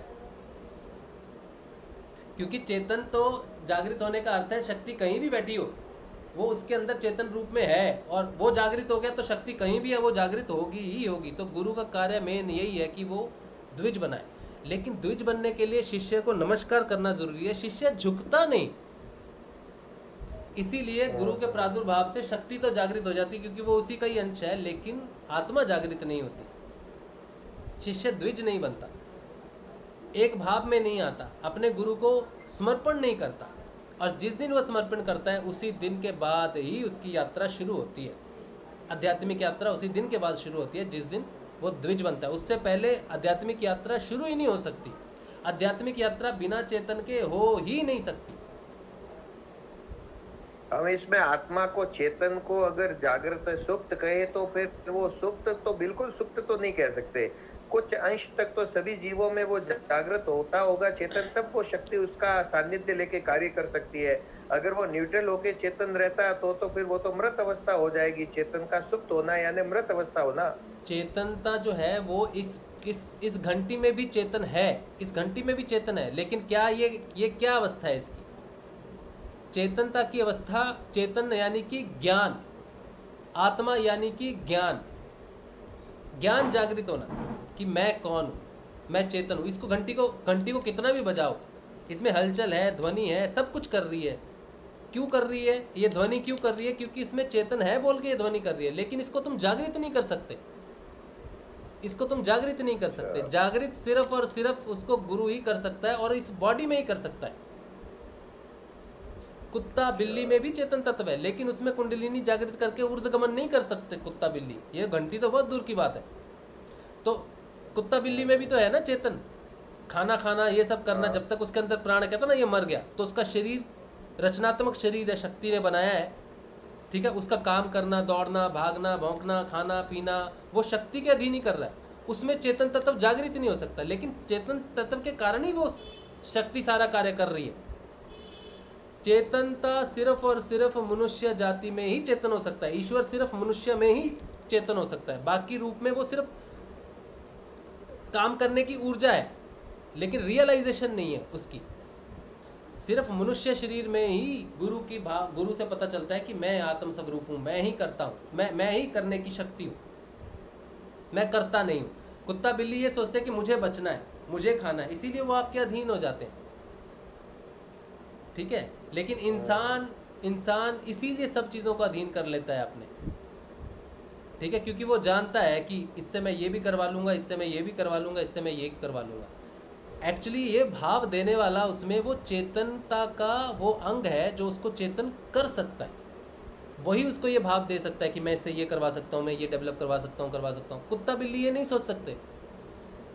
हाँ नहीं, मानव में जो चेतन है वो जो हम कहते हैं कि वो सुप्त अवस्था में है, तो अगर वो सुप्त अवस्था में 100% सुप्त है या कुछ परसेंट तो जागृत होता होगा तब वो कार्य कर रहा है ना शक्ति के साथ। नहीं, वो पूरी उसका देखो, ज्ञान जो होता है ना, ज्ञान की बात कर रहे हैं। आत्मा को आप ज्ञान से देखो, ज्ञान या तो जीरो है, अच्छा, या वो 0.1234% है।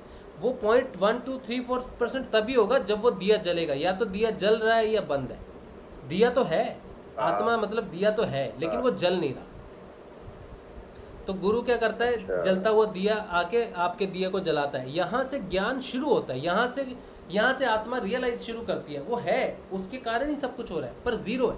आत्मज्ञान जीरो है, ये समझ लो।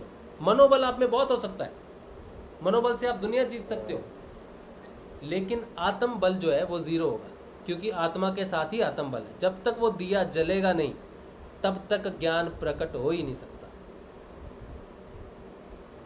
उस दिए का जलना जरूरी है। वो ज्ञान अपने आप ही प्रकट होगा उसका। वो जल गया तो ज्ञान प्रकट हो जाएगा, नहीं तो वो ज्ञान प्रकट हो ही नहीं सकता। बिना आत्म दर्शन के, बिना आत्म जागृत हुए ज्ञान प्रकट हो ही नहीं सकता, असंभव।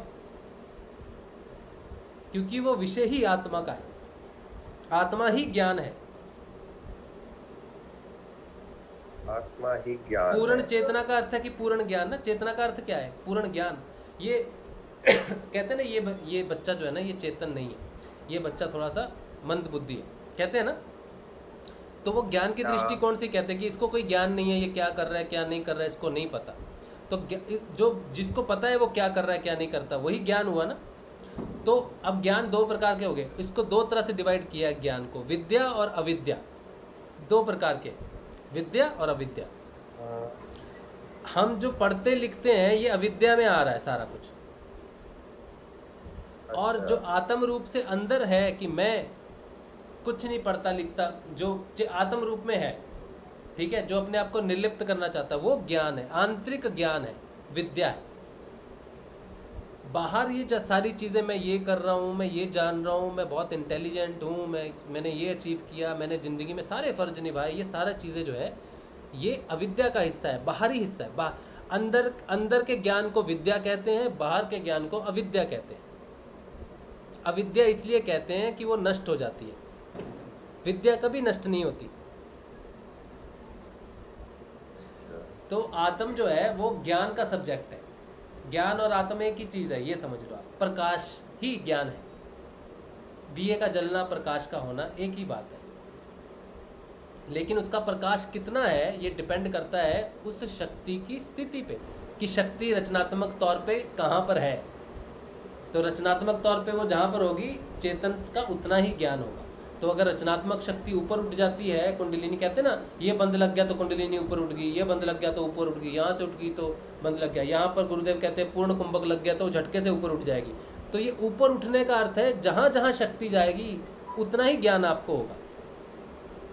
अगर वो यहाँ उठ जाएगी तब आपको पूर्ण ज्ञान हो जाएगा, शक्ति की वजह से। शक्ति ही आप डिसाइड करती है वो कितना खा चुकी है, कितना नष्ट कर चुकी है अपनी रचना को। बाहर की कोई रचना नष्ट नहीं होगी, आपके लिए अंदर की सूक्ष्म रचना नष्ट होगी। जहाँ पिंडे से ही ब्रह्मांडे, तो जो अंदर वो नष्ट करती जाएगी, बाहर वो नष्ट होता जाएगा।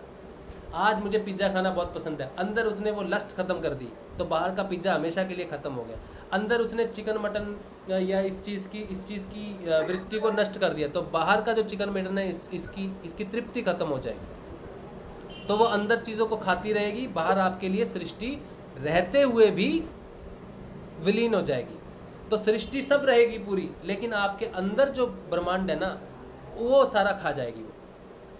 तो वो रचना से पहले ले जाएगी आपको पूर्ण ऊपर, जहाँ से रचना स्टार्ट हुई थी। वहाँ पे पूर्ण चेतना है, पूर्ण शक्ति है। अब इस रचना के साथ आप क्या करना चाहते हो? विवेकानंद अब इस रचना के साथ क्या करना चाहते हैं? वो इस रचना से ऊपर उठ चुके हैं सारी चीज़ से। तो अब वो चाहते हैं कि बाकी लोग भी इस रचना से ऊपर उठें। तो वो सूक्ष्म रूप से, क्योंकि वो समिष्ट चेतना में है, तो वो देखेंगे कौन सा व्यक्ति कोशिश कर रहा है ऊपर उठने की, तो वो सूक्ष्म रूप से जाएंगे, उससे बात कर सकते हैं, उसको मार्गदर्शन कर सकते हैं। लेकिन वो व्यक्ति वहाँ पर उठना चाहिए कि वो कांटेक्ट हो सके। वो डिसाइड करेगा, समिष्ट चेतना डिसाइड करेगी कि उसे क्या करना है। तो जितने साधु हैं, संत हैं, ऋषि अरविंदो हैं, ये लोग मोक्ष नहीं ले सकते। ये एक्चुअली में देखा जाए तो इनको डिनाई करना चाहिए मोक्ष, क्योंकि अगर इनको ही मोक्ष चाहिए होता तो हमें मोक्ष कभी नहीं मिलता। जब तक दुनिया के लास्ट इंसान को मोक्ष नहीं मिलता, तब तक इनका कार्य संपन्न नहीं हो सकता, तब तक ये स्वयं मोक्ष नहीं पा सकते। लेकिन समिष्ट चेतना में रह के ये मदद करेंगे लोगों की, उठने वाले लोगों की मदद करेंगे, उनको बचाएंगे, उनका मार्गदर्शन करेंगे, उनको पग पग पर बताएंगे कि कोई किताब सामने ला देंगे, कोई वीडियो सामने ला देंगे। तो ये समिष्ट चेतना के रूप में, जैसे आपके गुरुदेव कार्य कर रहे हैं समिष्ट चेतना में, तो वो गुरुदेव आपके मोक्ष लेके बैठ जाएंगे तो फिर आपका क्या होगा? ठीक है, तो मोक्ष निराकार ईश्वर का अर्थ है वो निराकार चला गया, लेकिन जब तक वो समिष्ट चेतना में है तब तक वो पूरी प्रकृति को प्रभावित कर सकते हैं। तो जो संत हैं, विवेकानंद है, ऋषि अरविंदो है, गुरुदेव रामलाल जी सियाग हैं, बाबा गंगाई नाथ जी हैं, ये प्रकट है, सारी चीज़ों में प्रकट है चेतन रूप से। हर वस्तु जहाँ जहाँ चेतन है, क्योंकि पूरा संसार ही चेतन प्रकृति की रचनात्मक स्थिति है, और बिना चेतन के वो रचनात्मक स्थिति घटित नहीं हो सकती। तो वो जो स्थूल है उसमें भी है, जो सूक्ष्म है उसमें भी है, जो व्याप्त है उसमें भी है, जो अव्याप्त है उसमें भी है, उनकी स्थिति हर जगह है। इसीलिए अगर हम ऊपर उठने की कोशिश करें या हम भी कहें कि हमें भी चेतन रूप में स्थापित करो, तो वो हमारी मदद करेंगे, क्योंकि उनका काम ही वही है, उनकी ड्यूटी ही वही है कि उठाना है, लोगों को उठाना है। अब इससे क्योंकि हो सकता है कि अब जब हम इस स्थिति में जाएंगे तो हमारी ड्यूटी भी यही होगी। है किसकी? अब आप पे डिपेंड करता है कि आप गुरुदेव को कहो कि गुरुदेव कार्य करना है, बताइए सूक्ष्म रूप से करना है या भौतिक रूप से जाए नीचे। तो गुरुदेव बोलेंगे एक काम कर बेटा, तू भौतिक रूप से जा अमेरिका में, वहां जाके मैं तेरे को 13 साल की उम्र में पूर्ण चेतनता लौटा दूंगा, तू भौतिक रूप से कार्य करना वहां जाके। या कहोगे गुरुदेव भौतिक रूप से नहीं जाना, सूक्ष्म रूप से कुछ करवा लो, किसी को, ये 4-5 बच्चे हैं, इनको उठाना है, इनका मार्गदर्शन करते रहना है। तो ये हो सकता है कि आपको गुरुदेव की आज्ञा सूक्ष्म रूप से पालन करनी है या जन्म लेके भौतिक रूप से कहीं कुछ काम करना है। ये तो गुरु आदेश होगा, वही करना पड़ेगा आपको। लेकिन पहले हमें वहां तक पहुंचना पड़ेगा कि गुरु का आदेश का। अभी तो हम अपने लेवल पे कर रहे हैं, अभी भी वो चेतना हमारे माध्यम से ही कार्य कर रही है, ठीक है, अभी तो वो चेतना माध्यम से कार्य कर रही है। तो अगर आप उठ के ऊपर चले जाते हो, वहाँ पे भी आप गुरुदेव से मिलोगे तो गुरुदेव कहेंगे कि देख बेटा, तेरी स्थिति जो है ये पूर्ण मोक्ष की है, अब तू ये बता कि तुझे मोक्ष चाहिए, तू विलीन हो जाना चाहता है और देखना चाहता है सब कुछ निराकार रूप से, या तू बच्चों की मदद करना चाहता है। ठीक है, ये ऑप्शन हो सकती है आपके पास। अब हम तो सिर्फ 2 ही चीज़ें देख रहे हैं, एक तो गुरुदेव सूक्ष्म रूप से हमें माध्यम बना के कार्य करते हैं, एक ये है कि आपको जन्म दे दिया और जन्म देने के बाद आपको पूर्ण ज्ञान भी दे दिया। मुझे पूर्ण ज्ञान नहीं है, ठीक है, मेरे माध्यम से कार्य हो रहा है, लेकिन मुझे पता नहीं है कि ये ज्ञान कहाँ से आ रहा है, क्या कर रहा है, कितनों के पास जा रहा है, मुझे इसका ज्ञान नहीं। मैं सिर्फ बोल दे रहा हूँ, जो मुझे अंदर से रिसीव हो रहा है मैं बोल दे रहा हूँ, लेकिन ना मुझे ऊपर से आने वाला जो दे रहा है वो दिख रहा है, ना ये जिसके पास पहुँच रहा है वो दिख रहा है। मतलब मेरी एक तरह के अंधे की स्थिति है, मैं एक तरह से सिर्फ माध्यम हूँ, मैं घंटी हूँ जिसको बजाया जा रहा है, जिससे आवाज़ निकल रही है, ठीक है, लेकिन मेरे को पूर्ण ज्ञान नहीं है। तो ये मैं माध्यम हुआ गुरुदेव का।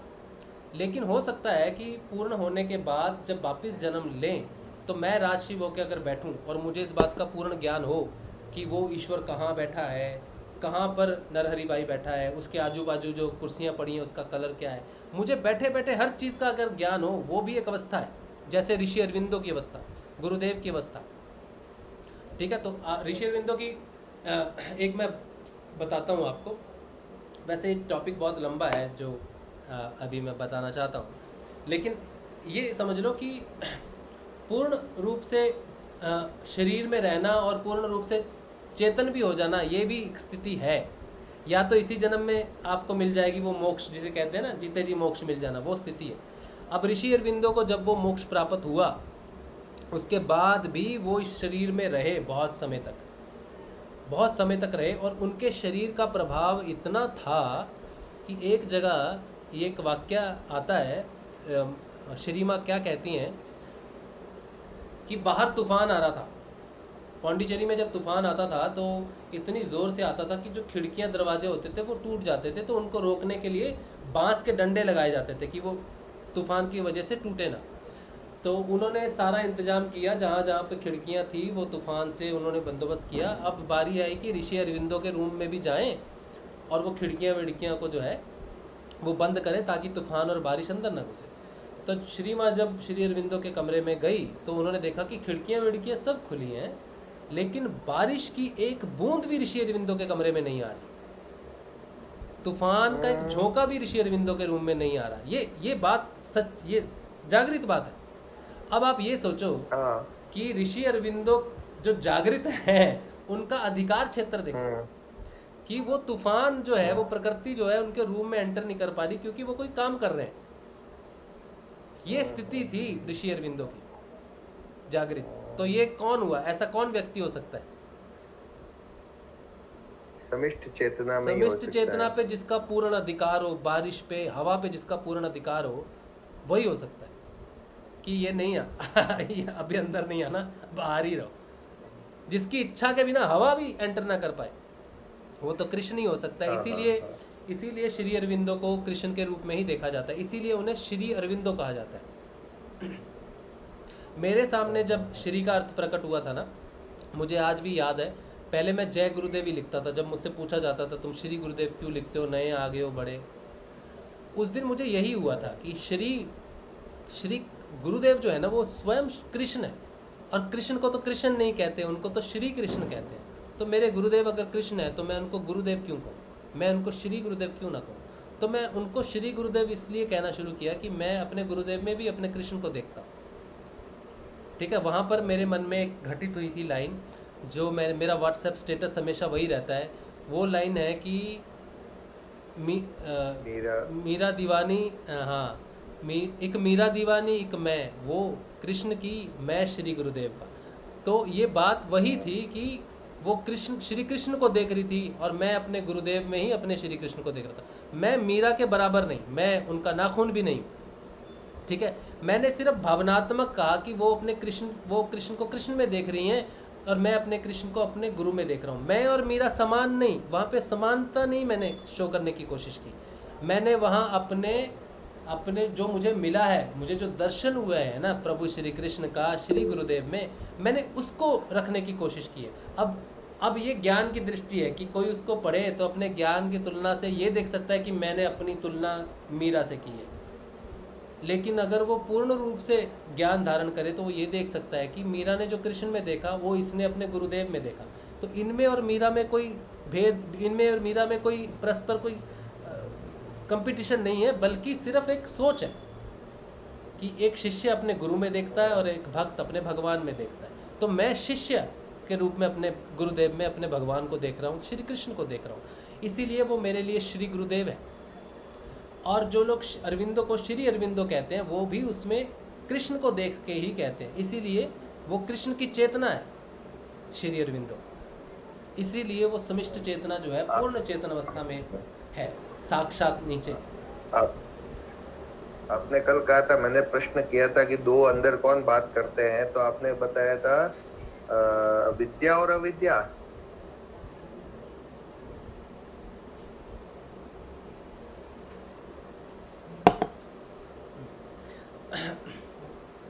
हाँ, ये हो सकता है, बुद्धि और ज्ञान।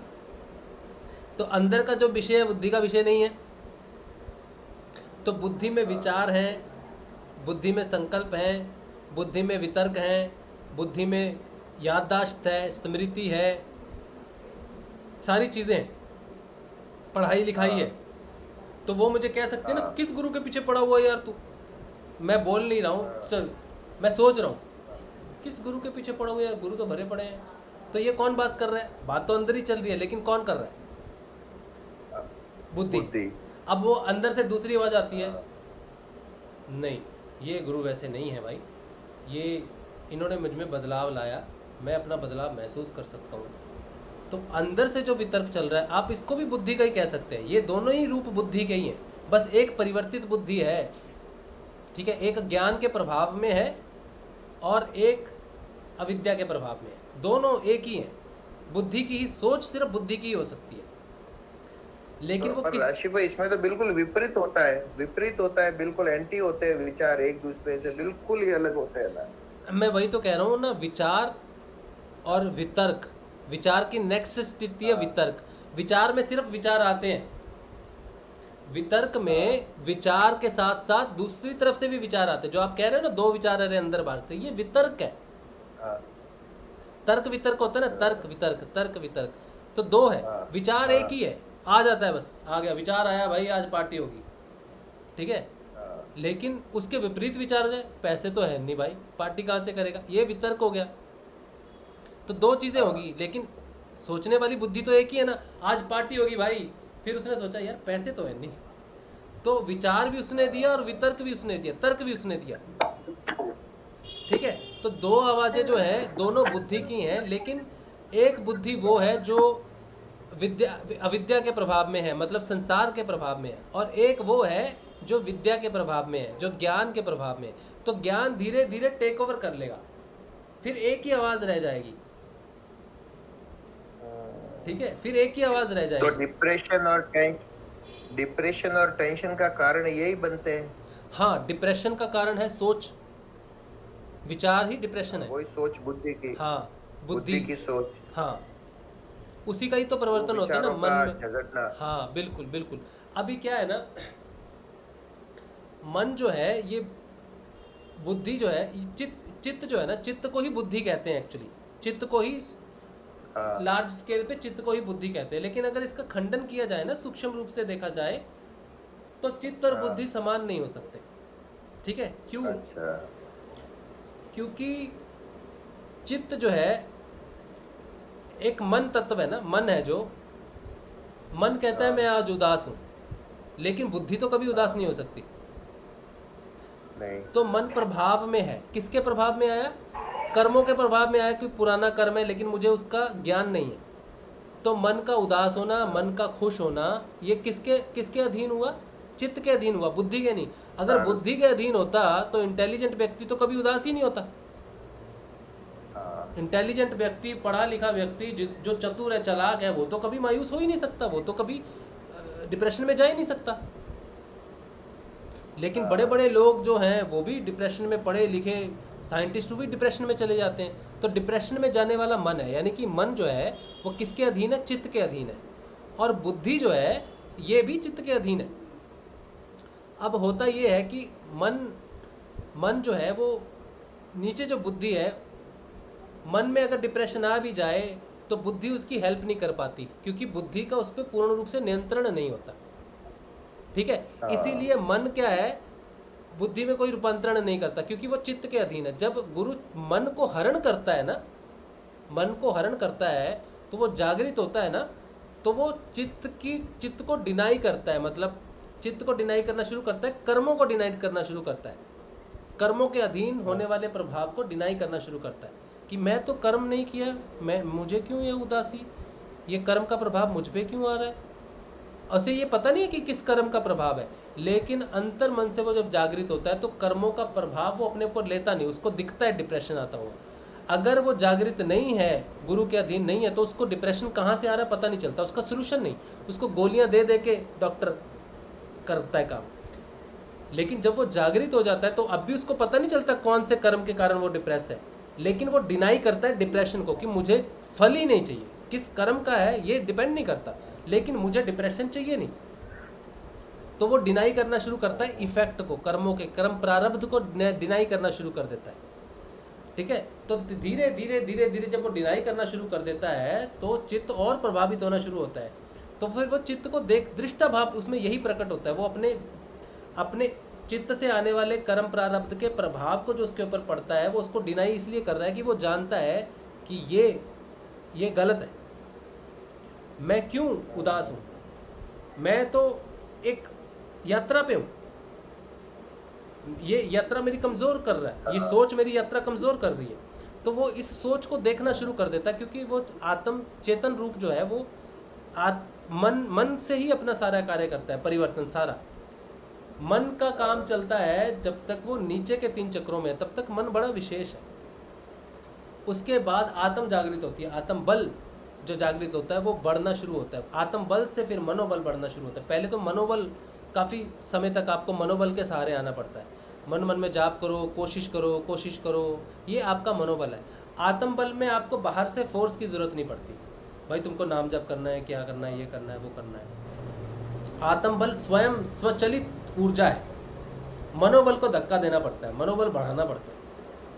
आत्म बल को बढ़ाना नहीं पड़ता। आत्म बल अपने आप में घटित होने वाली शक्ति है, हमेशा बढ़ने वाली शक्ति है, और वो बढ़ने लगता है तो मनोबल अपने आप, मनोबल को फिर बाहर से पुश की ज़रूरत ही नहीं पड़ती, फिर आत्म बल से ही उसको मिलने शुरू हो जाती है ऊर्जा। इसीलिए मन ऊपर उठता है, मन का उठना होता है। तो पहले मनोबल, फिर एक बार आत्म जागृत हो गई तो अपने अंदर बैटरी चलने लगी, फिर आपको बाहर से ऊर्जा की स्रोत की ज़रूरत नहीं। मन को बार बार मोटिवेशन देने की ज़रूरत नहीं पड़ती, मन को बार बार कहने की ज़रूरत नहीं पड़ती कि तू नाम जप, नाम जप, नाम जप, नाम जप, फिर वो अंदर अपने आप ही चलने लगता है उसका काम। ठीक है, तो जप जाप की स्थिति आप समझ लो कि मनोबल उसको मिलता है, मन की स्थिति जो है आत्मा से उसको वो चीज़ मिलनी शुरू हो जाती है।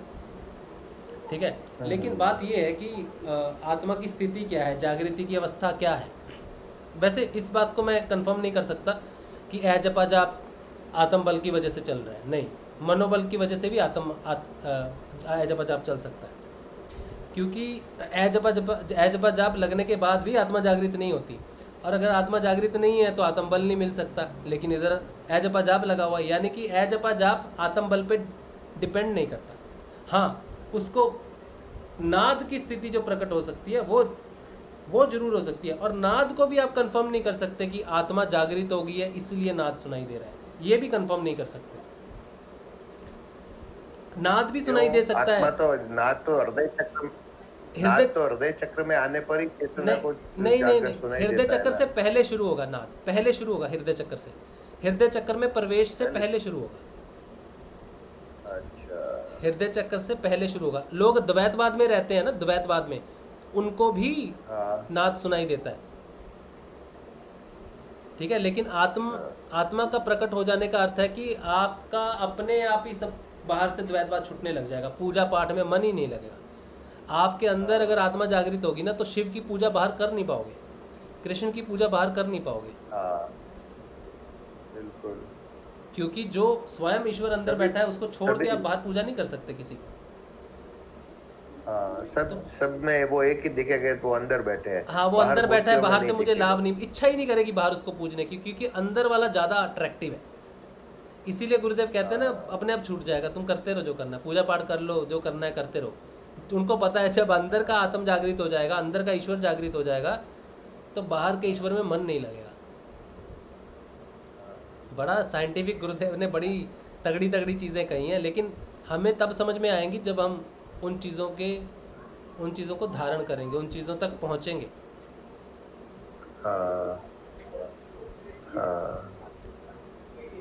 थोड़ा क्लियर हुआ कि नहीं हुआ? हाँ, नहीं, काफी क्लियर हुआ, काफी क्लियर हुआ। मेरा यही था ना प्रश्न कि जब आत्मा चेतन है या तो आत्मा कुछ नहीं करता है तो फिर करता कौन है? जैसे विवेकानंद जी करते हैं या जो भी करते हैं, तो जब आत्मा नहीं करता है तो वो क्यों करते हैं? वो तो न्यूट्रल हो गए, शून्य हो गए। तो ये हो गया कि आत्मा अकेला नहीं रहता है।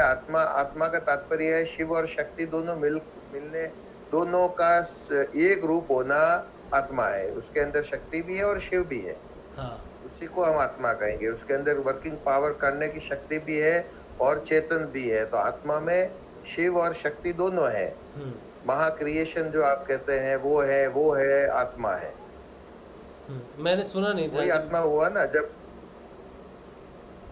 शिव और शक्ति जो है दोनों चीज है, मैं उसको आत्मा कहूंगा। उसके अंदर चेतन भी है और शक्ति भी है, बस। हाँ, आत्मा यानी ये चीज जिसमें शक्ति और चेतन दोनों है। हाँ, ये समिष्ट रूप से आत्मा की स्थिति है। दोनों को अलग अलग देख रहे हो ना, तो समिष्ट रूप में है। निराकार रूप में फिर आप अलग अलग नहीं देख सकते। निराकार रूप में वो निराकार ईश्वर है, फिर वो परमात्मा है। आत्मा समझ लो, आत्मा का अर्थ समझ लो शिव और शक्ति अलग अलग आप देख रहे हो एक ही में। लेकिन परमात्मा का अर्थ है कि दोनों का अलग अलग नहीं, ना तुम शिव कह सकते हो ना शक्ति कह सकते हो, परमात्मा कहोगे उसे। मिलन है दोनों का, निराकार रूप में, पर ब्रह्म। तो अब तो ये फर्क, अब आज ये क्लियर हो रहा है ना इसमें कि आत्मा और परमात्मा में क्या फर्क है। हाँ, ये दोनों चीजें क्लियर हो रही है ना।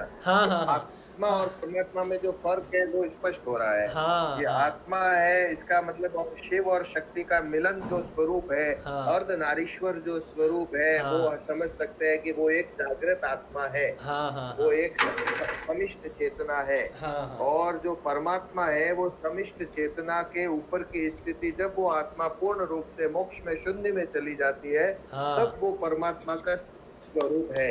हाँ, तो अगर वो परमात्मा का स्वरूप है, हाँ, तो फिर परमात्मा कुछ करता है, वो उसको कैसे, वो वापस उसमें संकल्प की शक्ति हाँ, आती है जब वो संकल्प, परमात्मा कुछ करता है। हाँ, हाँ, हाँ, संकल्प शक्ति से, जो कहते हैं ना शब्द से सृष्टि की रचना हुई, वहां से शुरुआत होती है वापस। हाँ, संकल्प भी दो है, एक सूक्ष्म और एक जिससे रचना हुई। तो जो जिससे रचना हुई है वो ओम है, ओम तत्सत। ये आपको ये ध्वनि के रूप में आपको पता चला, लेकिन उससे पहले जो संकल्प हुआ वो निराकार ही होगा कि मैं एक से दो हो जाऊं। ठीक है, तो जो व्याप्त होके आपको नजर आया वो हुआ ओम तत्सत या ओम, शब्द से सृष्टि की रचना हुई। हाँ, ठीक है, उसका व्याप्त स्वरूप है। हाँ, व्याप्त स्वरूप है। ओम व्याप्त स्वरूप है और अव्याप्त उसका संकल्प है। ओम अव्याप्त भी है, व्याप्त भी है। व्याप्त रूप में तो हमें पता है, अव्याप्त में तो बाद में ही पता चलेगा। ठीक है गुरु भाई, हाँ, चलिए बाकी कल के लिए रखते हैं, कोई प्रश्न होगा तो। आज के लिए आप सबको जय श्री गुरुदेव, और सुबह शाम का ध्यान, नियमित ध्यान कीजिए 6:30 बजे, उससे बहुत सारे परिवर्तन आते हैं। और नियमित ध्यान और साधना जरूर करें। जय श्री गुरुदेव, जय श्री गुरुदेव, जय श्री गुरुदेव, जय श्री गुरुदेव, जय श्री गुरुदेव, जय श्री गुरुदेव, जय श्री गुरुदेव, जय श्री गुरुदेव, जय श्री गुरुदेव, जय श्री गुरुदेव।